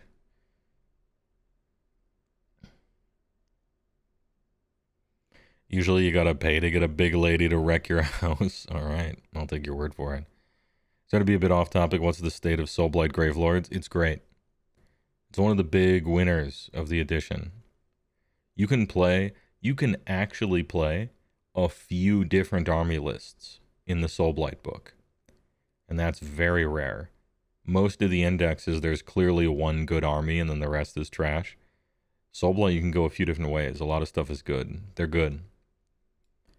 But they're not so good that everyone hates you. It's kind of in a good spot, relatively speaking.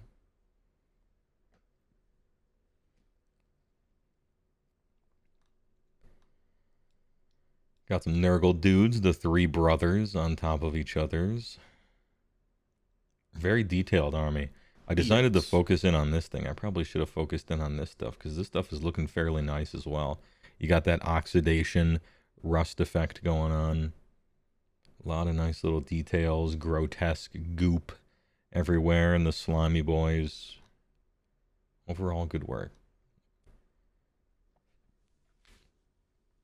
Nurgle has a high chance of having really good painters because it gives you a lot of... Oh, and actually, I didn't notice. Good slime work. You like to see the slime work there. Ortiers thinks with 90 bits. Appreciate it. Ale Guzzler slander. Is it slander if it's true? Ale Guzzlers are trash. Probably the worst model they currently sell in the whole company, in my IMO. Just sculpt-wise. Embarrassing. It's like a walking cow. Next up, Slavs to Darkness. Oh, with Be'lakor, my boy. Oof. Looking good. Looking good, King. Horns be wide. Nice wing chains with wing skulls. Oh, that's where usually you see the thing. I bet it's the Stormcast one. It's probably not the Space Marine one. Good work. Good work. Really good looking. Yo, you can kind of see where the light is coming from on these really good looking horses. They have this kind of metallic sheen to them, don't they? Like they're riding in the moonlight. Really cool looking. Nice cape game working on. This is a nicely painted army. Got some autofocus. What's this guy's name again? Eternus. Actually playing Eternus. Surprising. Is he good now with the points decrease? I didn't think he did much. And so I don't know that I cared what kind of points he was on. I suppose he's playing the Furies, so maybe he wanted to be the battery. Yeah, these are very airbrushed, right? These little demon things, but I bet, considering the amount of work that went into these over here, it's clear that these are not done, right? Like they're not complete. Absolutely gleaming, glistening out, these chosen. And then the other stuff is out of focus.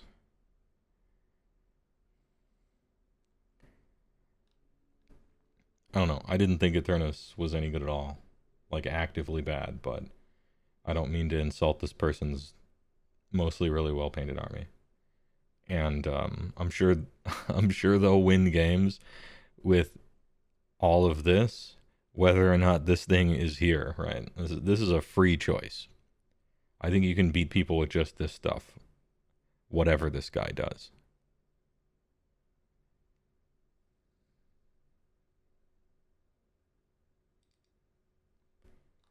We got some Fire Slayers.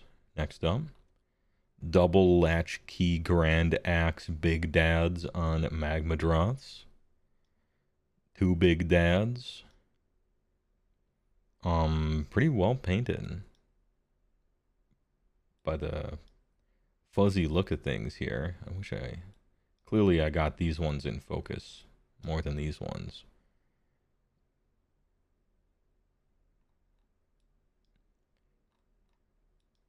Yeah, you know, it does have a little bit of a Deathwing vibe, doesn't it, from Cataclysm? True. Yeah, quite true. Did you watch the Golden Demon figures? No, I didn't. Pazda. Did it play someplace? Ahem. Unfortunately, this guy had his stuff packed up, but it was Bloodthirster, Scarbrand, and then whatever the points were left over, he just wanted the triple thirsties. The 3 big Ds.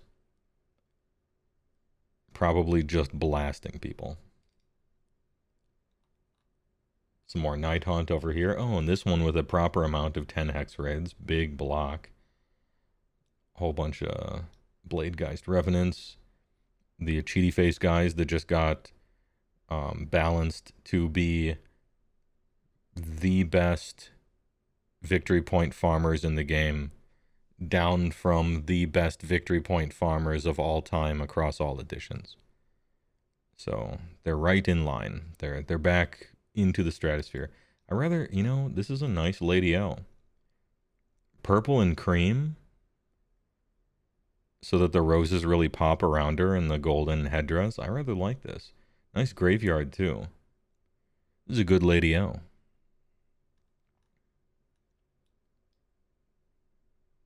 Just nice clean colors. And my man here.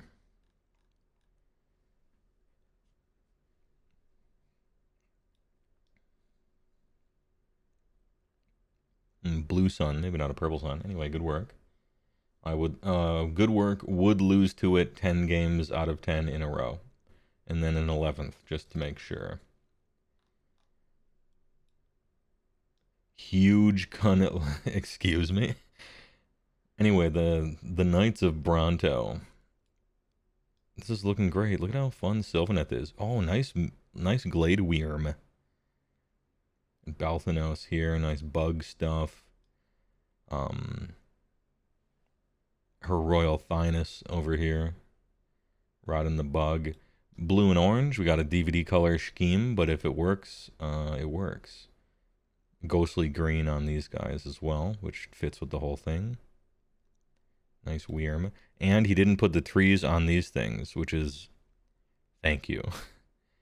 Every person who plays with and against you will thank you for not putting the trees on. Great work. Fucking Gurthu with his 16-foot-long sword. Decided to play a Gurthu. I don't know that he's quite worth it, but he sure is fun when he works. You're going to do 25 damage or kind of be disappointing. One of the two. And this tree thing just became a wildwood, right? It counts as a wildwood now. I returned from Dragonfall with news that Sylvaneth is quite good now. BitCloud, hey, thanks for the big prime. But the trees are fun. They're fun looking. They're definitely not fun to play with or around or on. But they look good. Depends on what you care about. Perhaps you make it so that you can take them off, right? So you get the best of both worlds or something like that. Anyway, good work. Nice autumnal little fall scene here. Cool thing about Sylvaneth is that one of the easiest, like the first idea anyone could ever think of is a seasonal thing, but it actually works very nicely.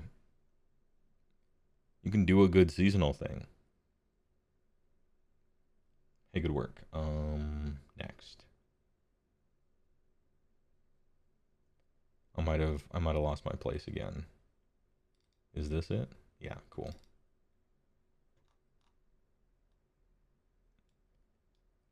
We got some Stonehorn. There was another Stonehorn enjoyer who has custom statue horns that he was making. Slightly unfinished, but cool grayscale. Although it is kind of flat, right? There isn't lighting coming from any angle, but he's starting to work on some OSL here. I think it'll end up looking quite cool. Actual stone horns, yeah.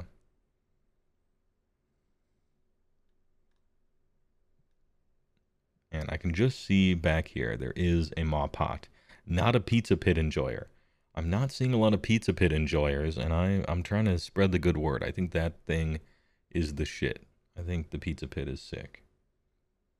Anyway, good work. I'd love to see it when it's done. You did a 4 Seasons Tree Lord army. Yeah, isn't that fun? Like, it's an idea that writes itself, but it's actually very fun to follow through on, and it looks good when it's done.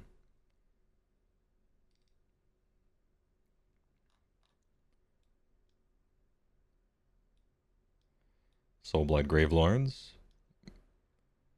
Got Prince Longdong, Neferata, the Big Bats. The Big Bats are actually kind of nice. I thought they would just be victory point farmers, but they have several attacks that sometimes matter. Did people just already have Mawpots? Partially that, but I honestly just think that most people didn't notice that it works every hero phase, not just yours.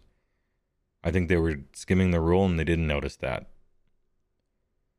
And, you know, it being a game where you have to buy and paint stuff, I'm sure a bunch of people just felt like, yeah, I got a mop pot, I'm not going to get another one, right? But I think it'll catch on. He's missing some Blood Knights. Yeah, true. He should have had 16 or 20 or whatever. But I think these are supposed to be Graveguard, I want to say.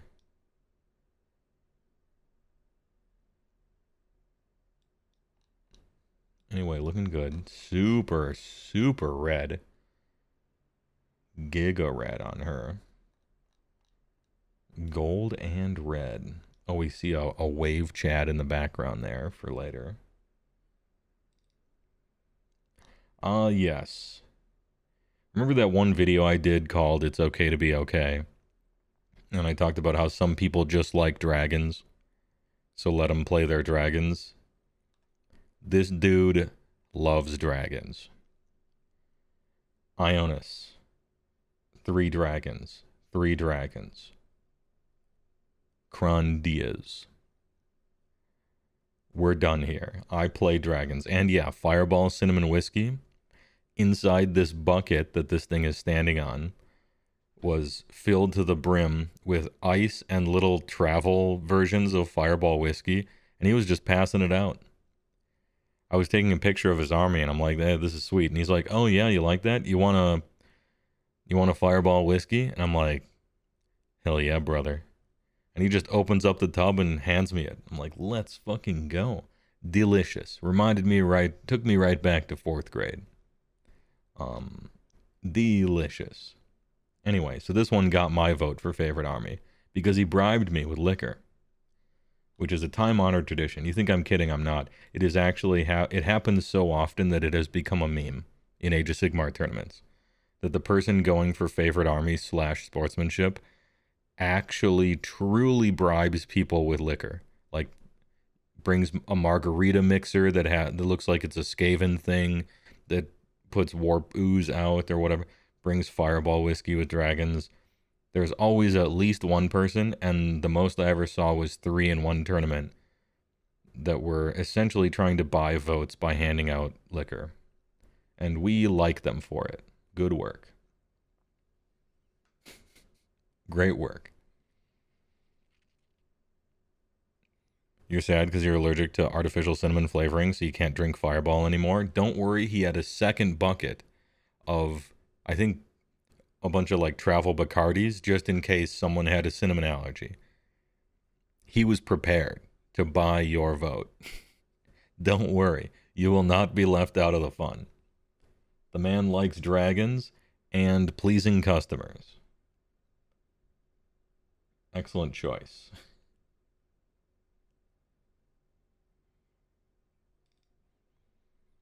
Ten steps ahead. Base Dragon Enjoyer. We got Slaves to Darkness. Big. Cool looking jowls there. 6 Varangard. 10 Chosen. Bellicor. Demon Prince. Some flappy guys to pretend like you're going to care about victory points. That's it. We're in. Only huge, elite, expensive dudes. A man after my own heart. What a great Slaves to Darkness list. Why pay for something that isn't the best at the thing that it does? I want cavalry. Then I buy the best, most expensive cavalry and reinforce it. I want foot guys. All right, buy the best, most expensive foot guys and reinforce it. I want to buff shit. All right, overpriced but fun and good Demon Prince. I want a guy who literally cheats at the game. Okay, Bellicor. There it is. And then you got some Furies. The fight twice army. These guys fight twice. These guys fight twice. This guy stops your opponent from doing anything. And if they don't do anything, it's kind of like you fight twice. I don't know. The only thing is I could have seen an Abraxa here, right? Like Abraxia instead of him. So that it would be truly fight twice the army. Yeah, it is actually buried in that, if you'll note. Yeah, its lower jaw is buried in the ground. I'm not sure why. I don't know if there's a reason for that, theme-wise or not.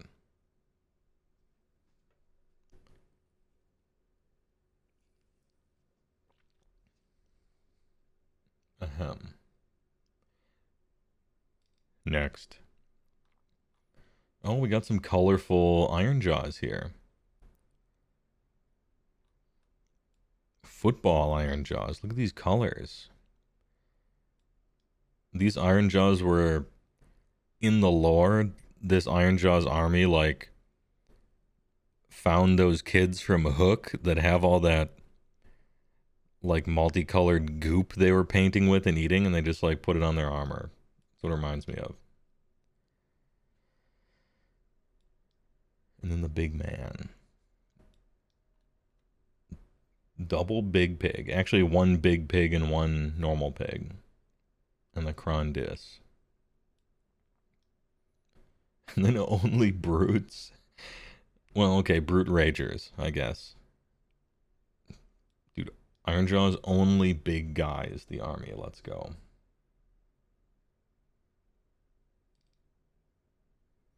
Oh, it's too bad. This guy was already packing up by the time I was taking pictures of it, but, you know, nice wings. Nice airbrush wings there.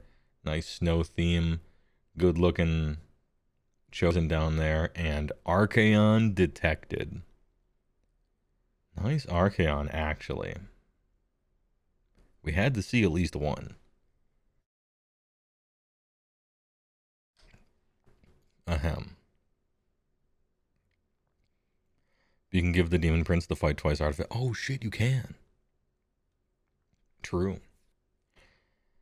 I don't mean to alarm you, but Archaon is actually kind of good this edition.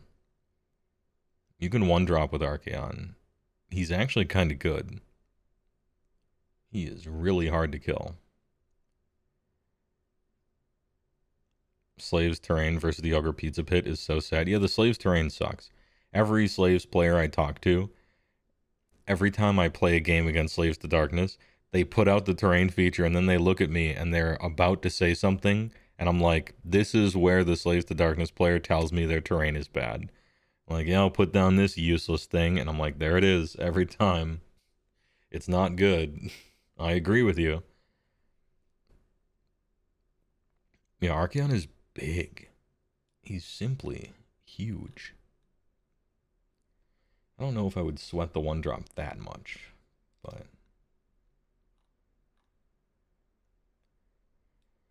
Oh, a dynasty army, huh? Ilya, what is it? Ilya Volga and Chadukar the Based, plus the Fox Lady as well, or the Wolf Lady, I mean.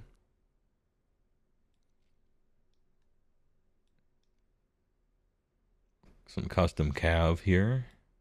Lots of dogs, as one would expect. Graveguard down here for the big chops. The big two-handers. Fun color scheme too, green and gold, huh? I believe this is this 40 Graveguard. 40 Graveguard and the Virkos Dynasty people. Sick. Color coded probably by unit so they can keep them distinct. Good work. That's fun. I haven't seen anyone do this, but you look over their stuff and they're like, yeah, okay, if you want to play dogs and stuff, this is the army to do it. But you never, I don't know, I don't see this a lot. So it's nice to see. And how do you make Graveguard work? Well, you put shit in front of them. Well, there you go. Ad break. Ooh, an ad break in 3 seconds? Okay, we're lining it up. I'm going to cut to commercial. Take a bathroom break. Please enjoy a word from our sponsors, and we'll return to looking at everybody's armies and chatting about them.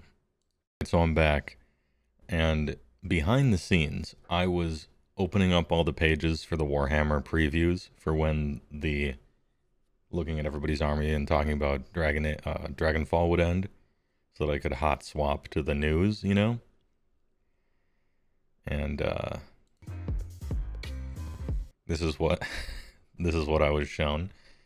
Games Workshop website. Hey, thanks a lot. Good work. Anyway, I'm sure it'll be back up by the time we get to it. Anyway, here we have a narrative army. Everybody's favorite 80s band, Marathi and the Bow Snakes. I mean, they weren't bad. I like Heart more, but fair enough. More of a Heart guy, you know? Anyway, you don't see Daughters of Cain a lot. And this one had Marathi. Bold move there. And some of you might think that that's sarcasm. But this edition, it actually is. Marathi costs a crazy amount of points. Yeah, she's amazing. But they finally made her so expensive that if you're trying to be optimal, I don't actually think you play with her. You didn't hear it from me, though. Anyway, we got bow snakes. We got spear snakes. We got the swirly whirly blood man. Doomfire warlocks make an appearance. They're the top 1, 2, and 3 units to appear in the most please buy this boxes ever. But anyway, good work. Pretty well painted too. Looking nice. Good cohesion. Nice scale work. We got the heating rock right there. Anyway, you love to see it. Marathi looking good as always. Next up. I've lost my place. There's a problem. There we go.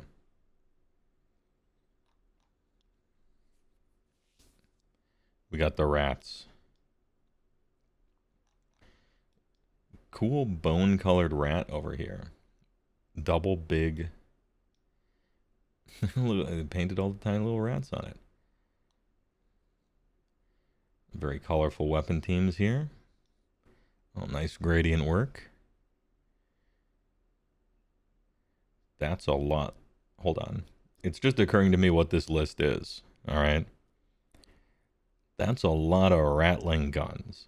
Does this seem like a lot of rattling guns? No, never mind. This is the correct amount of rattling guns. That's a lot of rattling guns. Good work, though. That's got to be fun. I bet they're rolling so many dice. Rattling gun's actually kind of good, though. Don't tell anyone about it.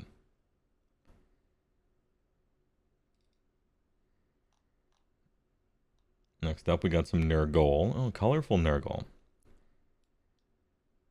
Every time I see these specific Nurgle units on the back of someone's display board, Flight of the Valkyrie plays in my head. And I can't stop it from happening. This guy is invincible. He is a basketball filled with plastic. With a 4 damage sword. Absolutely unkillable. I played against this guy. With his multicolored fun guys. These things, Jesus.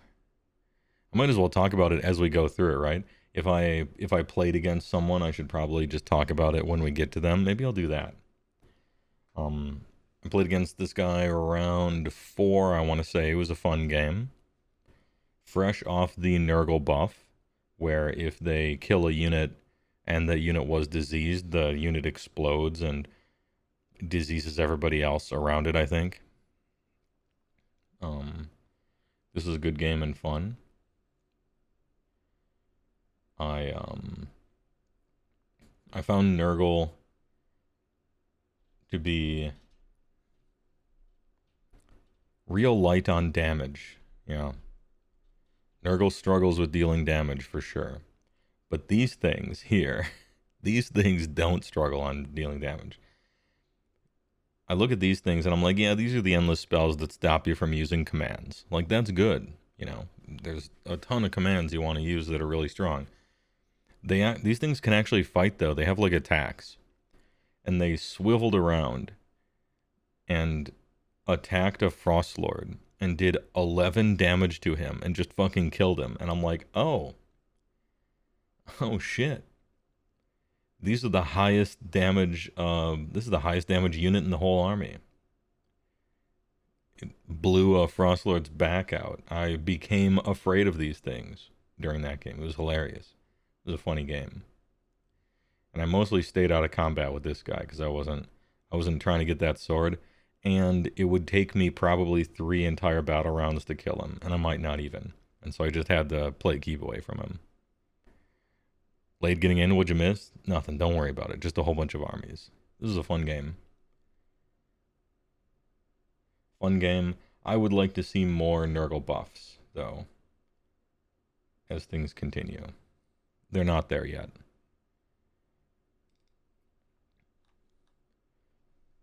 Simply wide gaming. 6 gluttons, 6 gluttons, 6 gluttons, 8 iron guts. Endless spell, technically. 1 big shoot 'em. We are here to walk forward and then do 30 damage. No tricks, no surprises, no durability. We're here to walk forward and do 30 damage. Can you deal with it? If yes, then hey, alright. Otherwise, it's a good time. Gutbusters are a fun army right now. Slightly smaller of an army than they used to be. This list is what? 110 points more expensive than it used to be, I think, because there's 30 off of each of these and 10 or maybe 20 off of this guy. Unjustified nerf. They were already in the win percent Goldilocks zone. Plus 30 on Gluttons was silly. But they don't like it when a destruction army has 1 unit that's efficiently costed. So I should say efficiently undercosted, perhaps. Late of the party, what was your record? I went 2-3. Twitch Prime. Which is considerably better than I thought I was going to do. And so we got to keep it on the, keep it to yourselves. I need those Beast Claw buffs to continue to roll in. So we can't let them know that I won an entire 2 games with my whack-ass list. Baby Seal those bagpipes with the Prime for 20 months. You hope the Ogre refresh leads into Ice Age aesthetic over the lol fat one. I wouldn't mind if it went in a 3rd direction. I like the Beast Claw aesthetic, but I don't like the Stone Age. I don't like the Stone Age stuff, really. And the lol fat stuff I really don't like. So, whatever they do, I'm sure it's going to look great. We've seen what they've done with the Gorgers. And so, damn, those guys look a lot better than they used to. So, hey, I'm looking forward to it, whatever they do. Give them assault rifles and jets. True, finally. Absolutely. Got some more Slaves to Darkness. Man, those capes. White capes? White capes go hard. Good work. Usually, I mean, you always give them red capes, right? Because you just think about it, but white capes with the green dragon scale shoulders and stuff. This looks nice. Good use of color. Got this guy in here for tricks. Oh, big boys. Actual Therodons. Let's fucking go. Huge. These guys are like glass cannons. They don't look like it, right? They look like they're super durable, but they're not. These are your heavy hitters that can't take a punch. The ultimate, Counter-Strike kind of guys. 6 of them is a lot. These guys are going to swing if they're able to. What is this? 10 cavalry. 10 cavalry, 20 warriors, 5 chosen, and 6 Therodons. That's a lot of beef. And Geminids too. Those things do damage.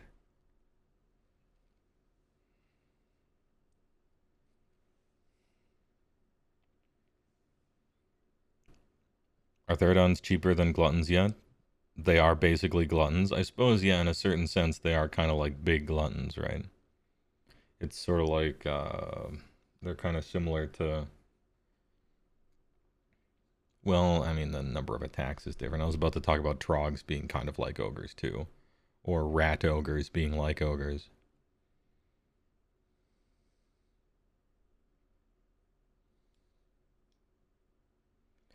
"15 wounds for 3 on a 4-up is actually not glass." Okay. To me it is. But, I suppose it depends on what you're hitting them with. Therodon, yeah, if I see Therodons, I know they like to party, and so I appreciate seeing it.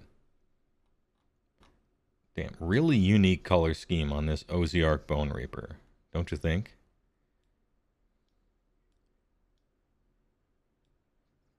Nice teal. Perhaps even baby blue. Little green. I've never seen this scheme. Oh, look at the dude. He's made out of, like, flesh bone.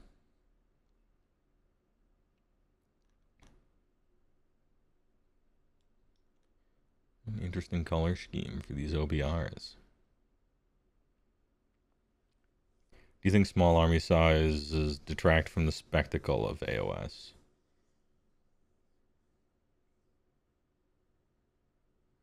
No. I don't.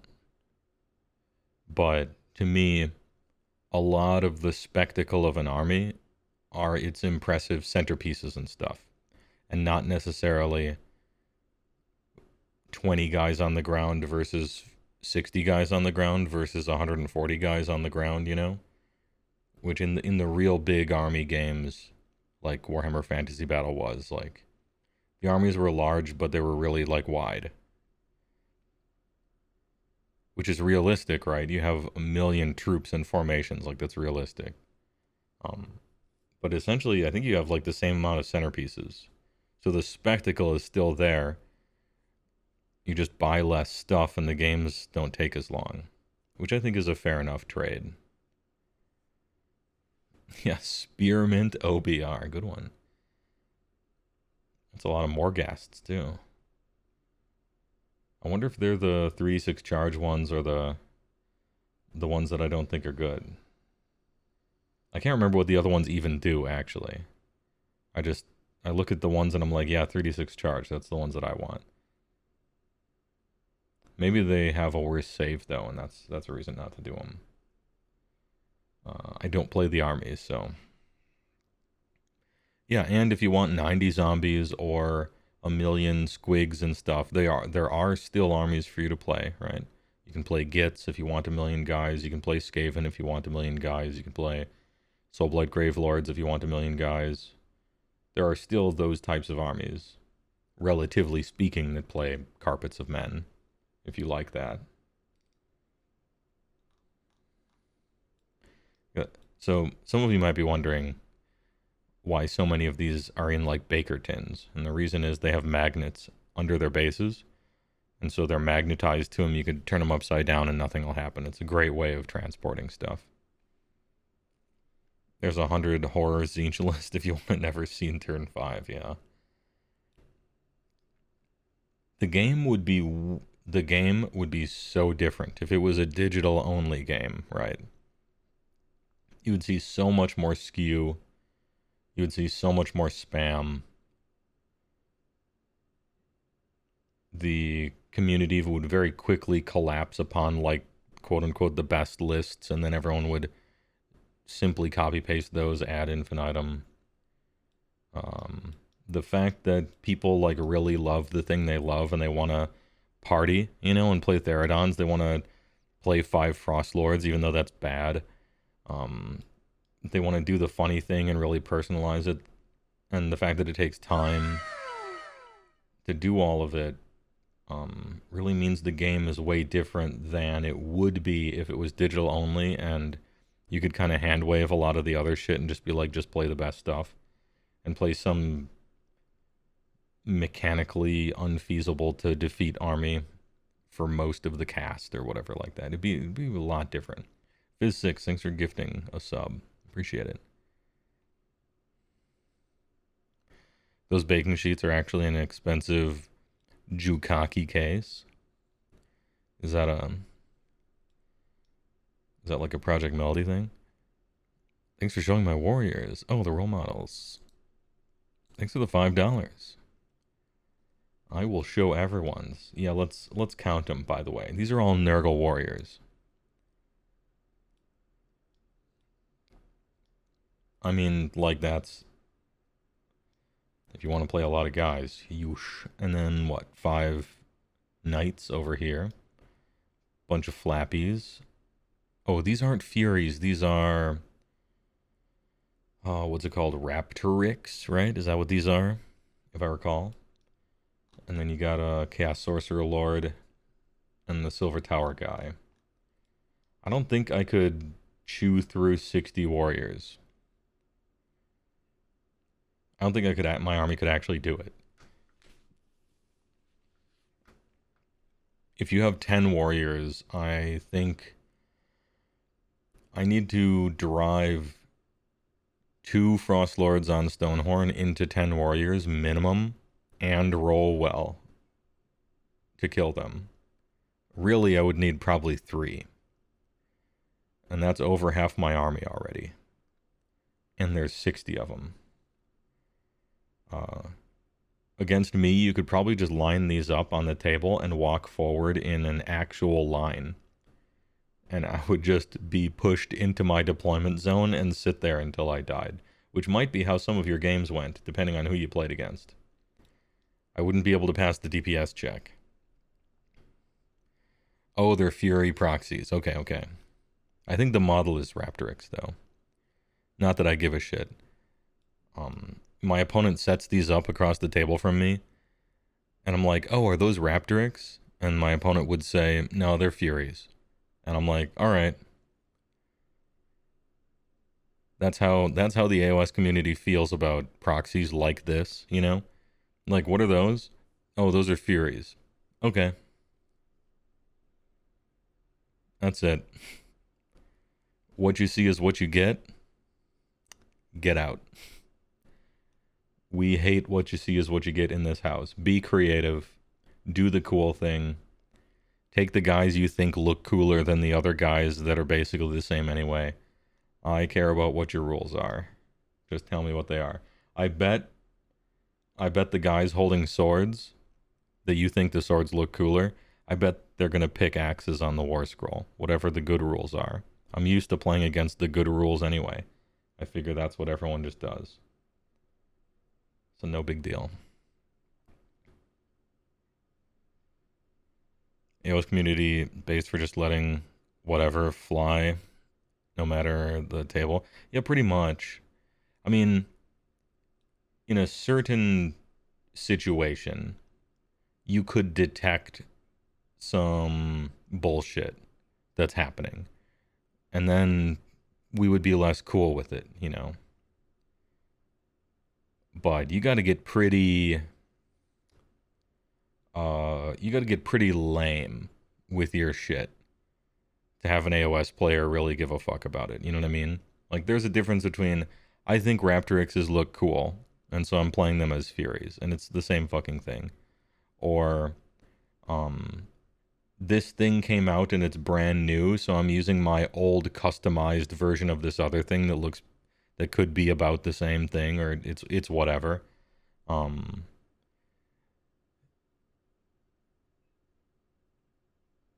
Yeah, all that stuff is like fine.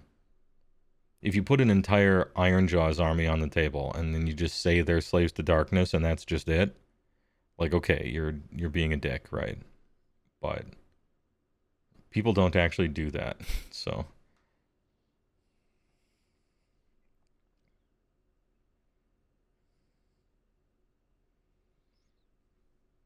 Anyway, cool army would lose to it 10 out of 10 games.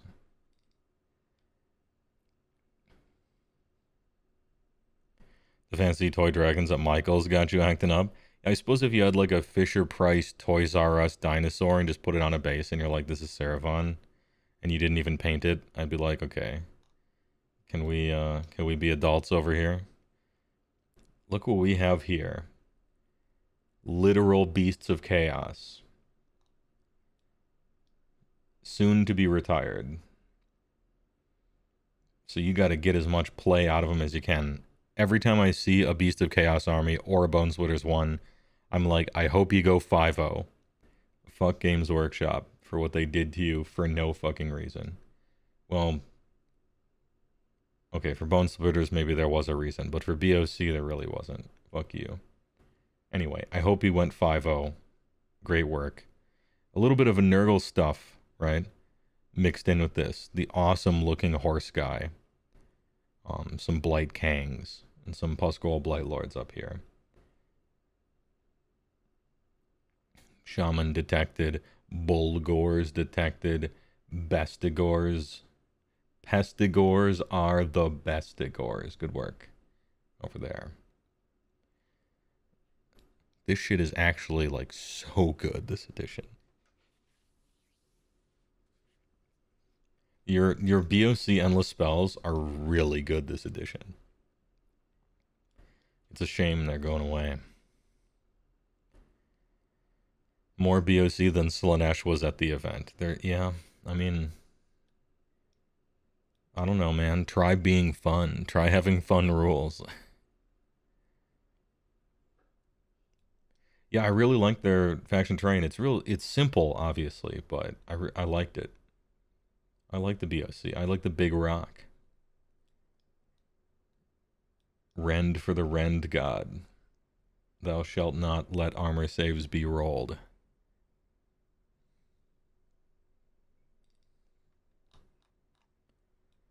Got some more boys. The Blue Bloods. The Blue Boys. Not quite finished. These are probably what they'll all end up looking like, these two, with the chalky dry brushing over darker blue undertones here. Went with the old school hippie yellow kind of color on these things back before there was an Everwinter. Nice. Went with the chain.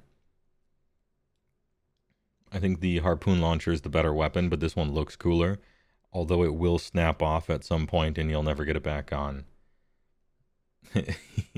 He gave them all the jaws of life, or the jaws of death.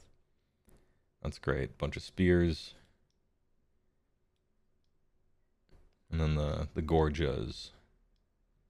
Really trying to go for a mixed list here. Am I detecting 0 wizards and no terrain feature? What are you, me? Hey, good work. Ogre skin tone reminds you of OG Studio Color Scheme when they first came out in Fantasy. Yeah, weren't they like a gray?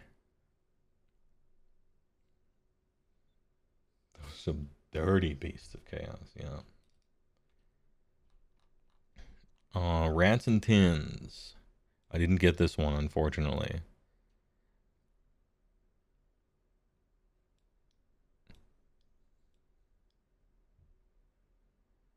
These were last minute painting, right? Like, but they're all brand new. Like, they just got the new Skaven and just tried to paint it as quick as they could, you know? A lot of clan rats. A lot of clan rats. The big shooter, the lightning cannon, brand new Vizix Scour detected. This guy's sick.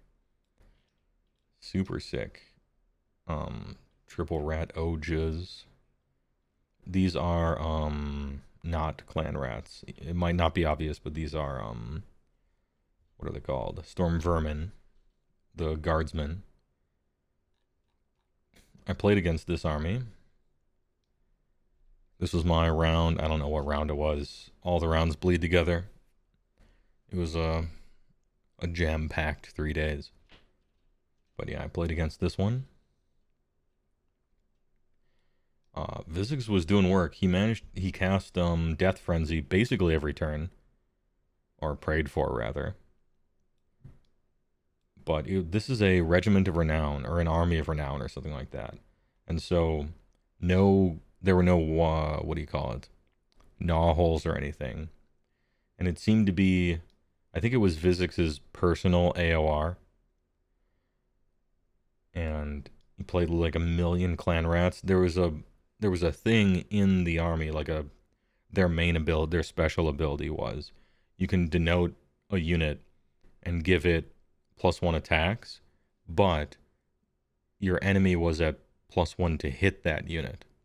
So you had to make sure you gave it to something that would wipe someone out. And if you didn't, then the swing back, they get +1 to hit. They get free all-out attack. And that proved disastrous against me. Because one of the reasons that I suck is that everything hits on 4s. And against him, everything always hit on 3s. And I was fighting units that didn't have a save if you have Ren 2. So I just killed 60 clan rats. Like I just killed them all. Just blew them up. And yeah, that was it. Just killed everything. I just killed everything. He killed a lot of stuff too. But I found my war scrolls offensively fixed. They were fixed offensively. Every profile in my army was suddenly 3s and 2s. And I'm like, oh shit. When I'm on 3s and 2s and my opponent doesn't get a save against my attacks, turns out I just blow shit up. Hey, Matt Rose, consider making all my guys just hit on 3s. Good opponent, fun game. Vizix is cool. But that particular ability was really good for me, more so than it was for him, I think.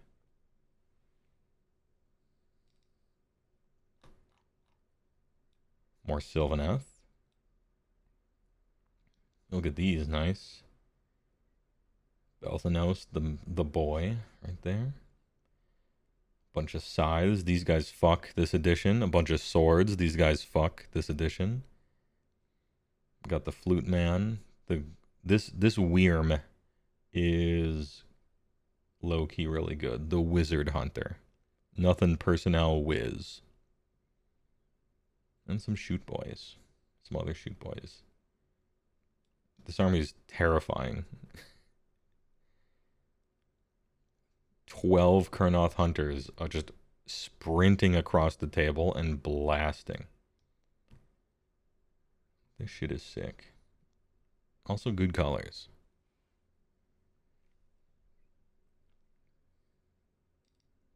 I took a second picture of it for some reason. I don't know, maybe the first one wasn't enough in focus. Oh, there we are. I think there were 2 Idoneth Deepkin at the tournament.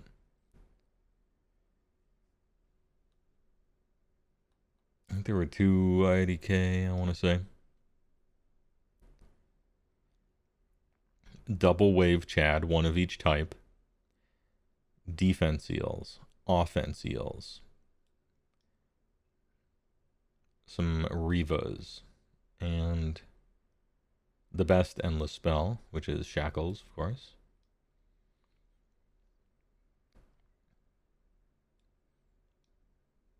IDK is hard to, I would say it's hard to play. Idoneth Deepkin I would point to as one of the more difficult armies to play well. But you look cool. Maybe hot take, if they took away generic manifestations, it would be fun and fine. I mean, if they took away generic manifestations, 2/3 of armies just wouldn't have any, right? Which is, I suppose, kind of a thing. But also, I kind of agree with an adjacent point to what yours could have been, which is, I feel like the generic ones should probably be worse than the army ones. Like, if your army has manifestations and you're not playing them, and you're playing a generic instead, to me that's like shining a bat signal for a designer. Like, something's wrong here. If you're not playing your army's manifestations, then something is wrong. Either the generic ones are too good, or yours are too bad, or both, or something is wrong, I would say. It's like an alarm that goes off.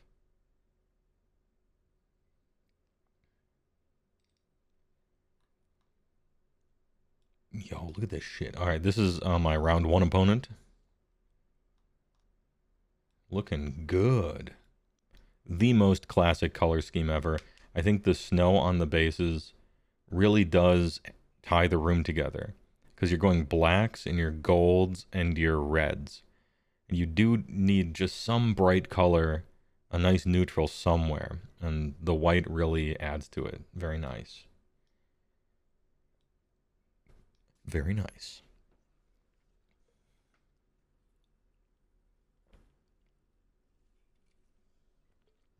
Ahem. How well did the Nexus do? He put this thing on the table. I can't remember what it did, and it didn't seem to do much, this thing.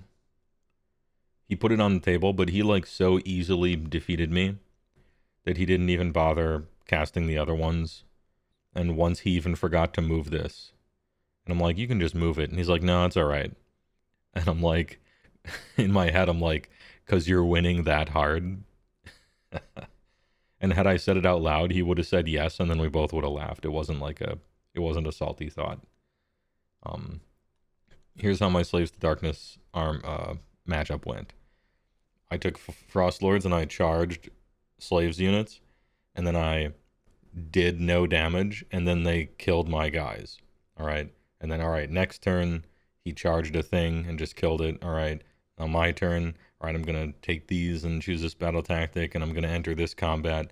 And every combat I entered, I failed to kill something or really deal significant points of damage, and then they would swing back and just full to dead a guy.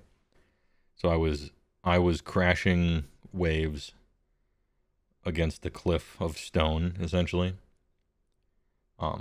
It was sick. Slaves to Darkness is so cool. Good army. Actual Giga Chads. And a fun game. I lost super hard, but it was cool.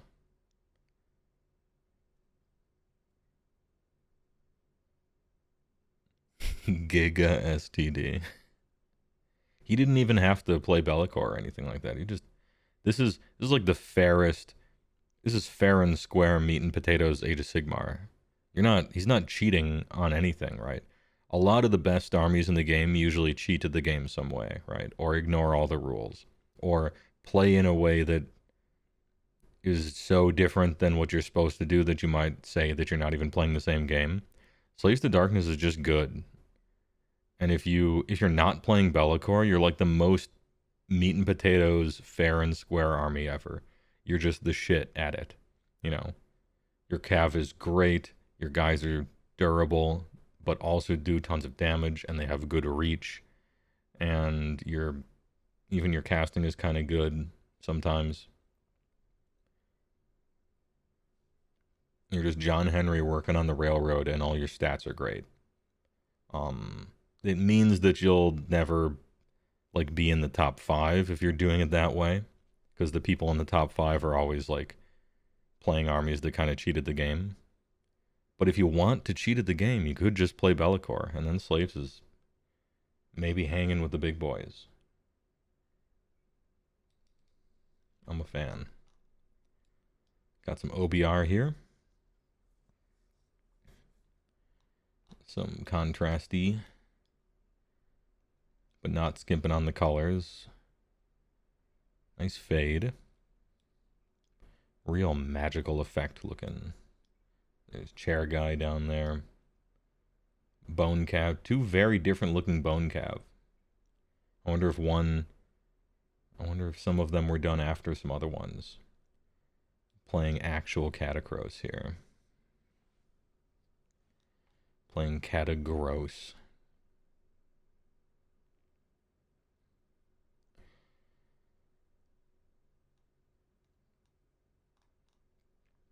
This is sweet.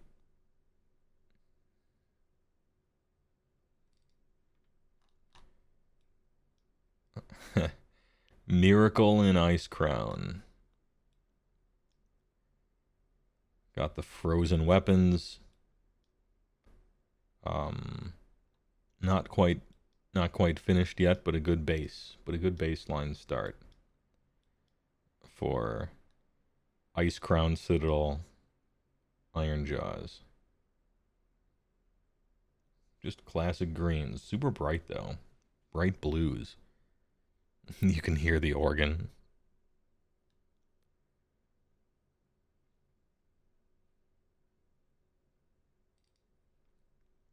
Oh, it's mine. I made sure, because I was walking around the tables, I wanted to make sure that I took a picture of mine. And I guess I took a picture of it twice. Yeah, bright colors are nice. They really pop. You like the frost weapons thing. Here's mine. It features half of my old stuff and half of my new stuff. Of course, it's got to have the big hat. I have to give a big stupid hat for this guy, and then the altered beast hat for that guy. His giant hookah thing broke, unfortunately. I could have probably used a different dude for this. I think he looks a little weird, but it was too late to do anything else, and it's fine. Also, I went for this cross-hatching here, and I think it looks kind of neat. And smashing the terrain feature. I really do have to go back and touch up some of this fur stuff and have the metallics be more than just like straight metallics, but I haven't found the time. I'll find the time one of these days.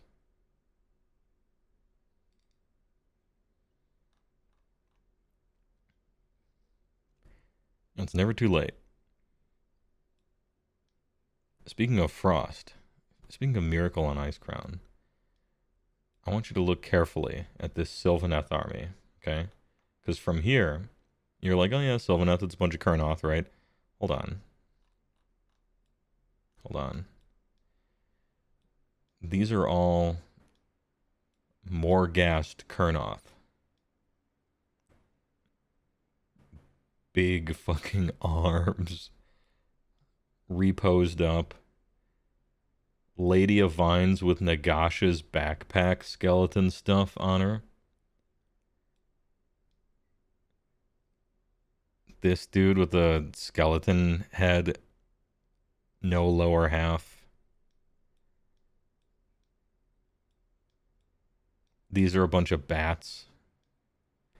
And then the frozen books with the Durthu head coming out of it. And the giant Nagash wielding a scythe. Very interesting. Look at the cool shit you can do. Anyway, good work. I can't remember if he's minimum pants or maximum pants, but he's one of the pants. One of the pantses. It looks cool.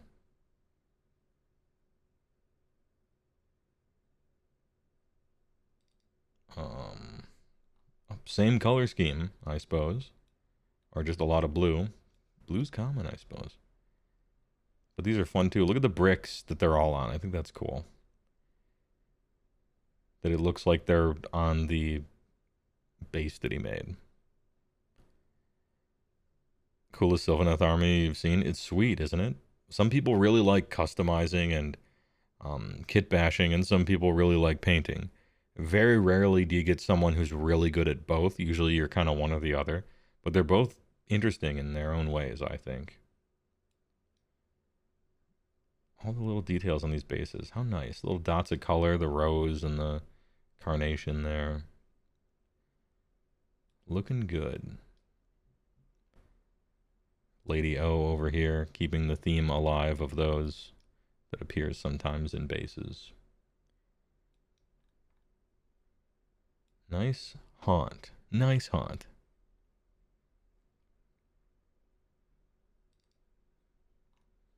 The swampy business. Andrew Tolstead. Oh, I needed a, yeah, unfortunately these are I would have had to get real close to properly show these off, but it's Andrew Tolstead, Andrew Yell's the guy I usually go with to these events. Really good painter, really good converter.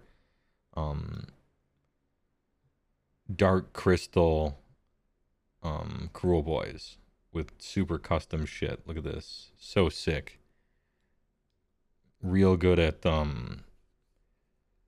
gross fanciful kind of flesh tones and stuff. If you see it in real life, it's really good.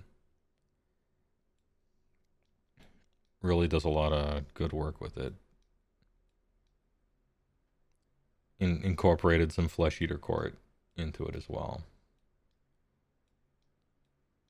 Yeah, look at this goofy ass thing.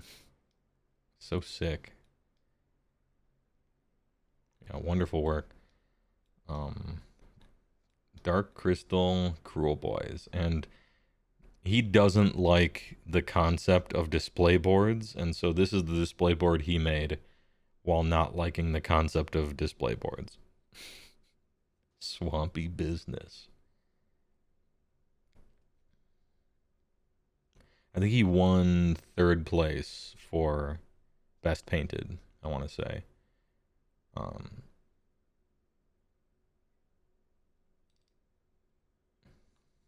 The action shot of the... Oh yeah, this was the Nurgle game.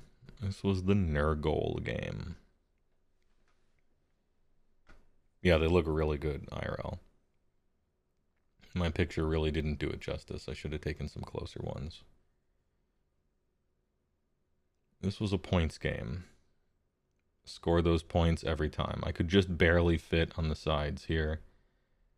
This was the game where this extra protrusion here stopped me from getting my own Seize the Center, which was a rough one, kid. This thing, absolutely never going to capture it. Just can't. The big boy was not about the move. And he did not. Oh, here's an action shot. Absolutely surrounded, big boy rolling in. These two Geminids are... This is like a moments before disaster shot. These two Geminids were about to do 11 damage and kill this guy. Just drop him. Oh, and this was the rat game. About to play against the rats. How the game went. All of these rats ran straight up here and entered combat with all 3 of these at the same time. And then made themselves B+1 to hit, and then I killed them all. And the game lasted longer than that, but every time I fought something, I was +1 to hit, and so I just blew them up. It felt empowering. It was a rough game, but a great opponent. A nice guy. The rats. The absolute rats. Nope. There we go. Lord of the Flies. Mike Butcher. This was the winner. This was the winner of the painting. Every single model is custom.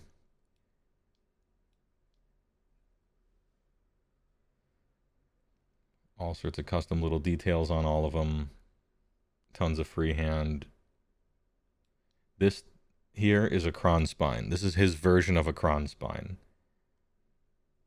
Of the giant bug-you-all insect thing with a head kind of exploding out of it. Super gross.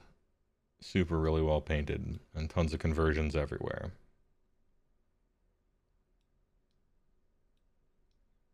Yep, it's real good. This thing was hella sick.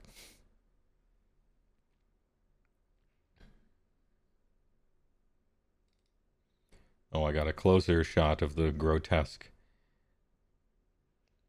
alien from Alien bursting out of the giant worm. I'd like a backstory for it. Nice rust effects down here, great flesh tones. Custom little doodads and funny heads on everything.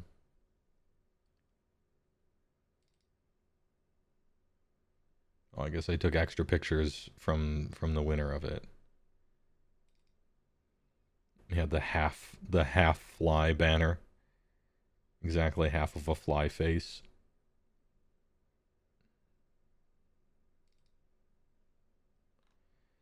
Look at this shit. Alright. First of all, a skeleton version of the Krondspine on a glittering treasure hoard. But then, check out this Cities of Sigmar army.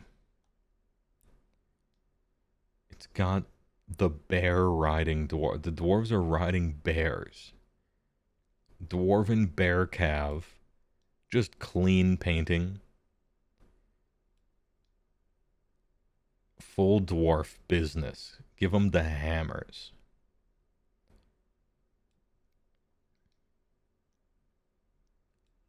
This shit was sick. I love me some bear cav and some dwarf enjoyers in the year of our Lord 2024. Give us new dwarven Cities of Sigmar, you coward, as well as elves. Give us some mixed units, too. Oh yeah, I zoomed in here so you could see some more of it. Just good, clean fun.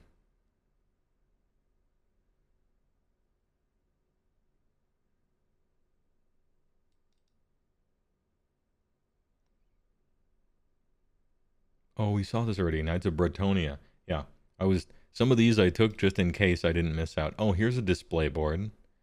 Any display board enjoyers in the chat? The mountains of Beasts of Chaos leading up to this. And if you look very closely, you'll notice that every single beast in this Beast of Chaos army is altered to be a sheep instead. Sheeps of Chaos. Every single one is a sheep. Even the Bolgors are sheep gores. The Centaur sheeps. Bestis sheeps.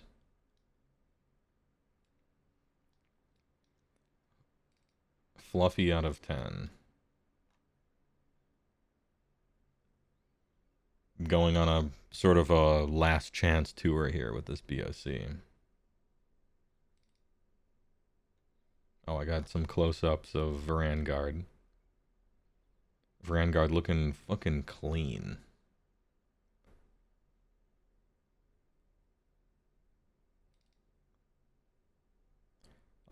Oh yeah, this is the proper amount of Blood Knight's army. I already got this one, but I took 2 pictures of it just in case. Yeah. I got a second Swampy Business. Oh, is this one in better focus? Oh, nice. Yeah, you can see this one a little better. It's in better focus than that other one was. Super good. Very Dark Crystal vibes. And gross, funny little things all over the place. Slime and rust and swamp goop. And the crazy face on these dudes. Extra hair on Master Blaster. Got a even weird little stuff like, oh, he scuffed his knee.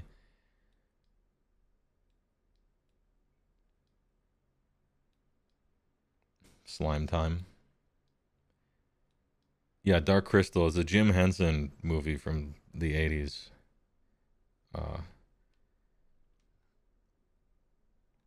Never mind, I'm old. Apologies. Sorry, I'm old. Oh, I played against Big Display Board Corn Man. I played against awesome Display Board Corn Guy. And as far as corn guys with huge, awesome display boards go, and Beast Claw Raider players who run 5 Stonehorns, we are affectionately retarded. And so how it always goes is you're playing corn, you love your corn guys, I'm playing huge crap. We are going to meet in the middle and just fight for 45 minutes. And whoever wins priority gets a double turn and wins the whole game. And we are both here for it. And so the game started. I got the flanks. He ran like all this shit in a giant castle right in the center. And he's like, all right, let's fucking go. I charged everything. He charged everything. We started fighting in the middle. Whoever wins priority wins the whole game. I won priority, won the whole game. If he won priority, he would have won the whole game. That's Khorne versus Ogres. It's a fucking slap fight in the middle, and it was awesome. Good opponent, too. Nice guy.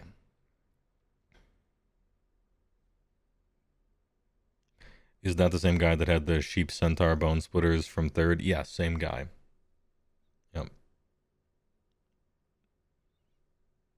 It's sad that that army will get put to rest as BOC ends, but yeah, and then we watched Fist of the North Star 1989 animated feature-length movie dubbed, and we both cried when Hato died.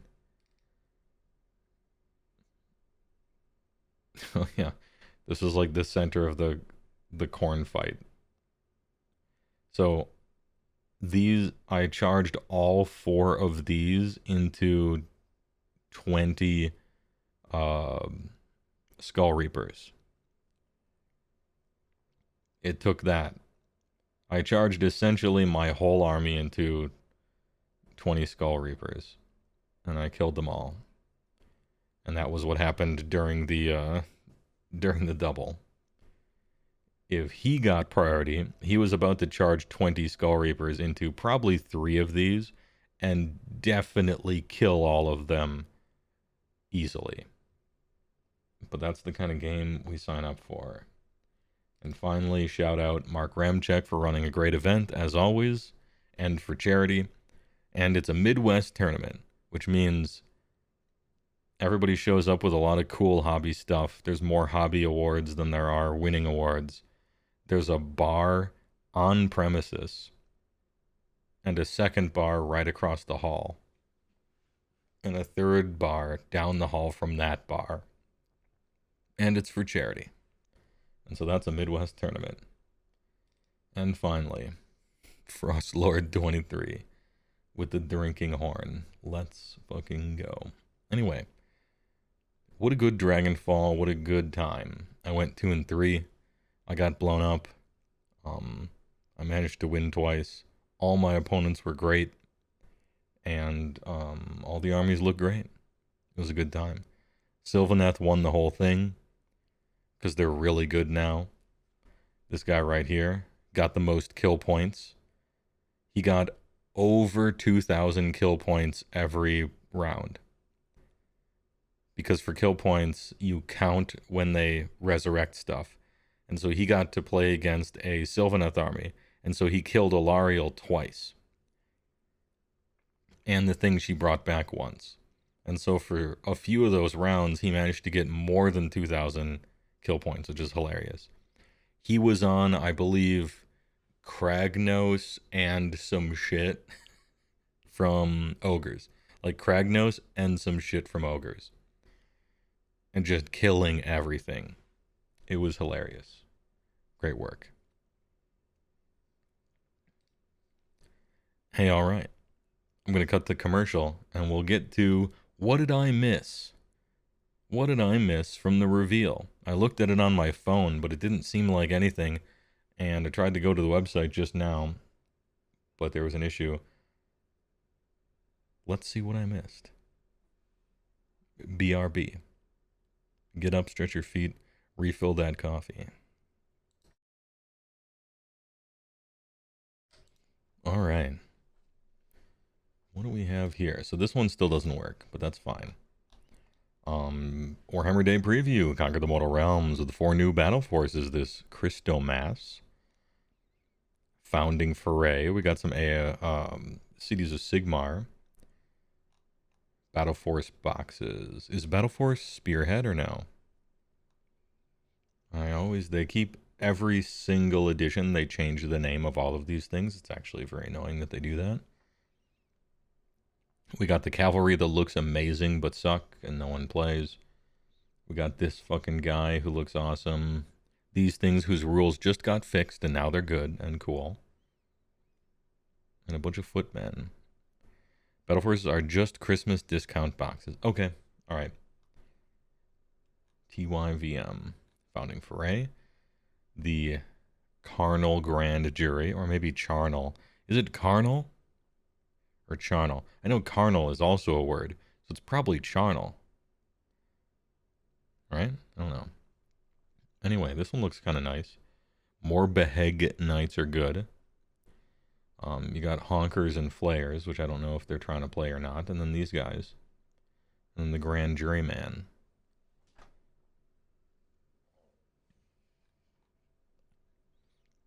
The Rekka Mob. Damn. I thought this was I thought Iron Jaws were about to get a spearhead, but I guess not. You know, just fucking boys. That's a lot of Ardboys, actually. A ton of Ardboys, Rekkas and Ragers, and then one pig. This might be a decent pickup. Char like grilling. That's what I thought it was charnel. Because carnal is also a word and it's spelled different. The Shudder Blight Seest. Flight of the Valkyries. This guy who looks so sick. Why won't... Oh, man. I look at his war scroll and I become upset. Because his rules are just like... on paper, not good. And then these guys that someday they'll get damaged too. Looking forward to that. And then the... Oh, cool. They refreshed the warband. Neat.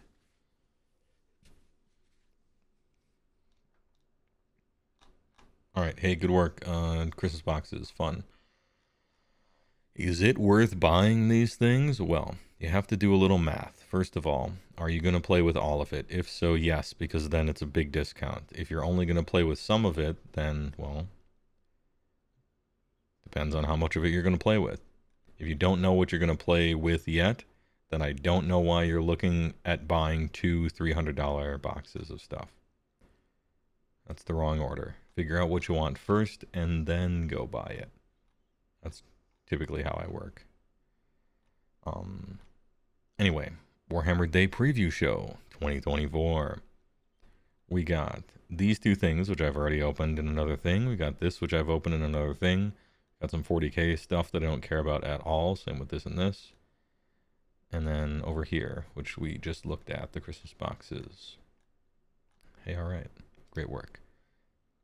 New edition of Warhammer Underworlds brings the battle to Ermagerd. To Ermagerd. Okay, I don't care about that, but I do care about what the models look like. Don't like him. I don't think you should be a stealth assassin that's in, like, full plate. That looks weird. And then there's this fucking guy. Good work. I like him. I like that guy. Big Shooter. Oh, is that it? It's just 3 of them? Okay. I like this guy. Not so much that. And this guy looks like he's on the cover of like a cartoon or something. I'll give it a 1 out of 3. Next up. Oh, look, it's a rat bomb. Funny. Funny rat bomb. And I like the warp grinder three-fingered claw. He looks so happy with his straight eye there. Oh, damn, look at that. Nice triangle work down there. The little dude with the goggles. Warp grinder wheelie wheel. Sweet. Okay, I'm liking the Skaven so far. And then, oh, what, I can't remember what this type of bomb is called. It's from World War I and II. Where they just put shit on a stick and whip. What's the type of bomb? Dude, I can't remember. Anyway, it's a fine callback. I like the Edward Scissor Rats. That's sweet. It's got a proboscis. All right, the rats are looking good. That's a 2.3 out of 3.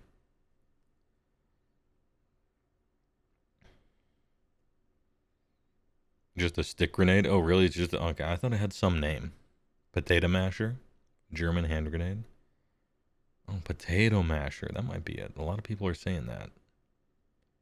Molotov? No, that's the one in the bottle with the liquid.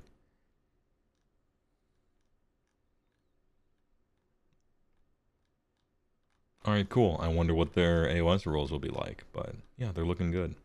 And nowadays, these like squads of random guys are starting to become kind of good in AOS. Good job, King. Which is sick. Thing Pat. Thanks for the big tier 2.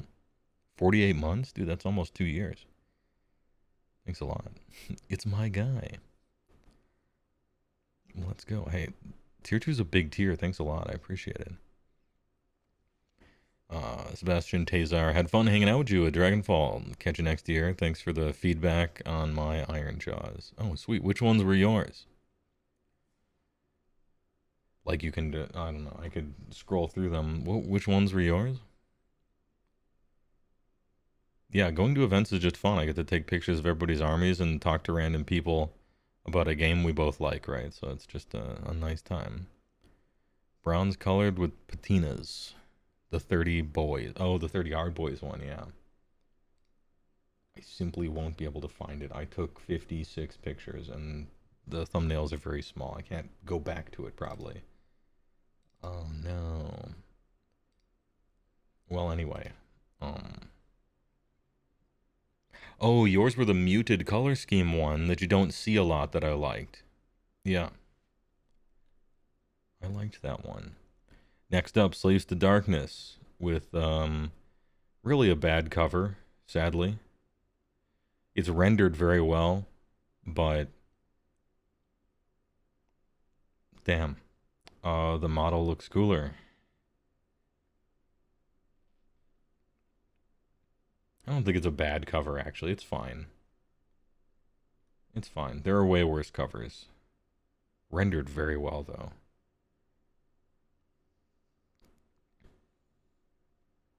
I think they keep missing on these covers. It's gotta not be the troops on the cover. It's gotta be the centerpieces, you know, I think. You wanna capture people with that. Okay, this helmet, dumb. This helmet, I'm in. I like it. Is this the new Chaos Sorcerer Lord? Zarketh, Bane of Lar. Oh, okay. But there's also another brand new Chaos Sorcerer Lord miniature to accompany. Oh, okay. That's probably this guy then. A little funny skull there. Yeah, this guy's sick.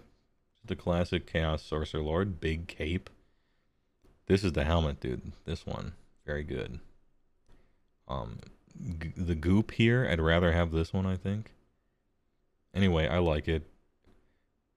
Half plate on a wizard is an aesthetic that I'm in for. Good work. Yeah, it looks great. And then yet more Dark Oath guys.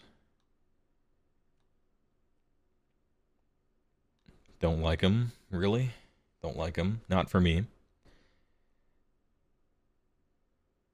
Conan the Barbarian look is something that I'm like kind of neutral on in general, but you put him in the army that is already a complete full army package, and then this thing feels stuck on. It just feels like glued onto a complete army already, like an extra thing. I don't know. It's like my complaint with it. It's a spearhead for Dark Oath enjoyers. If you're a Dark Oath enjoyer, you deserve a spearhead. I just think we give one to an entire ass army first, like Iron Jaws, but fine. Can't affect the pipeline, right? And then these things which we looked at already. Okay, hey, you know what? If I was gonna miss a Warhammer Day reveal, I guess this was the one to miss. Absolutely zero excitement. Here's a bunch of boxes of stuff you've seen already at a 10% discount, whatever. A single model. Some warband stuff. Yeah, this isn't exactly like ogres are getting a refresh and here's all the stuff. Here comes Fire Slayers 2, the Magmadroth, and like giant Clockwork Anvil Golem edition, or Idoneth Deepkin the Squid edition, or Kharadron Overlords Flying Aircraft Carrier plus Big Daddy from BioShock Suits edition. Like, it isn't. It was. I didn't miss any of that, right? I missed a guy and then some stuff. Like, whatever. Whatever. Good. Good. Stormcast stuff going up for previews. Another Underworld's Warband returning from Legends. Yeah, they started doing that. That's a decent news item. If they're gonna like keep those things around and kind of tell us which ones, then I'm all for it. And it means you're like more likely to feel confident in purchasing them, that it's not like a temporary thing that they're gonna kind of wave off after a little while, or when a season ends or something like that.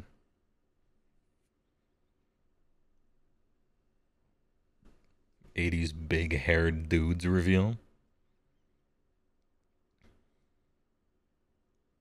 Oh yeah, some of the nice rats too. Stormcoven was the best wizards they made, and they knew it. Kind of like how they're like, it's a unit, and we are cleaning up some of the annoying ones. Yeah, that's fine. That's a-okay.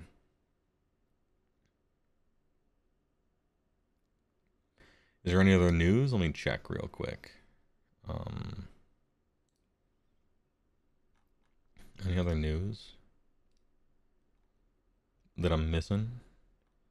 New battle tomes for the new edition. Yeah, Skaven Stormcast,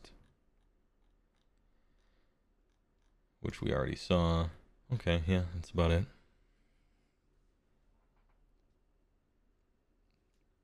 And the new Stormcast Priest got some rolls. Is my screen black? Why is my screen blank?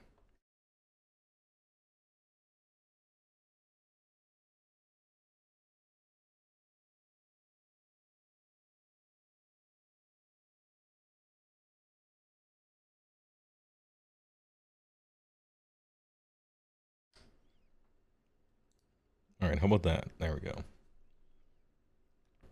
Featured news. Is this it? The God King's Champions rebuild. With all the Skaven running around Mortal Realms, Stormcast Eternals need some reinforcement. Could this be the video? Headphone users, I don't know how high the volume is. Hope has turned to ruin as the Skaven proved too strong for the noble Stormcast Eternals. Hellcrown may have fallen, but Sigmar's mighty warriors will... I watched this in August. Why is this on the front page? I watched that on August 24th. What are you guys doing? Festive boxes. Spearhead battle reports. Is this it? Iridian the Witness? This is the one? Thought you were setting up for a Heywoah news transition.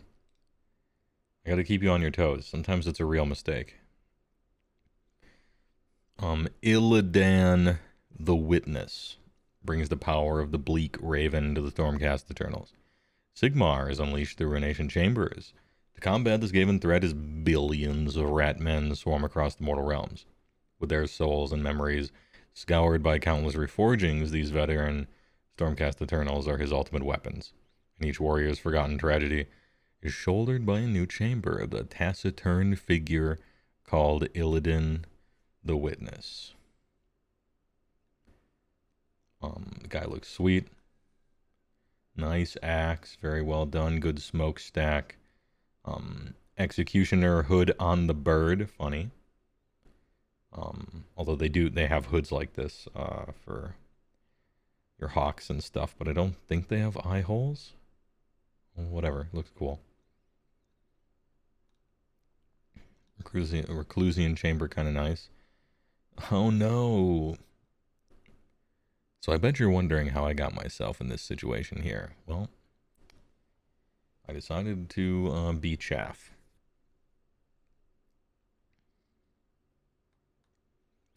A former Azerite scholar with an unnaturally strong memory, Iridan was both blessed and cursed upon reforging with eidetic recollection.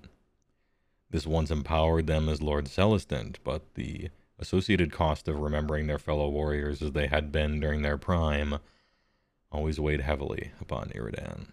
No longer able to watch lifelong friends suffer and beseech the gods for aid, it was the death god Morda the death god Murda,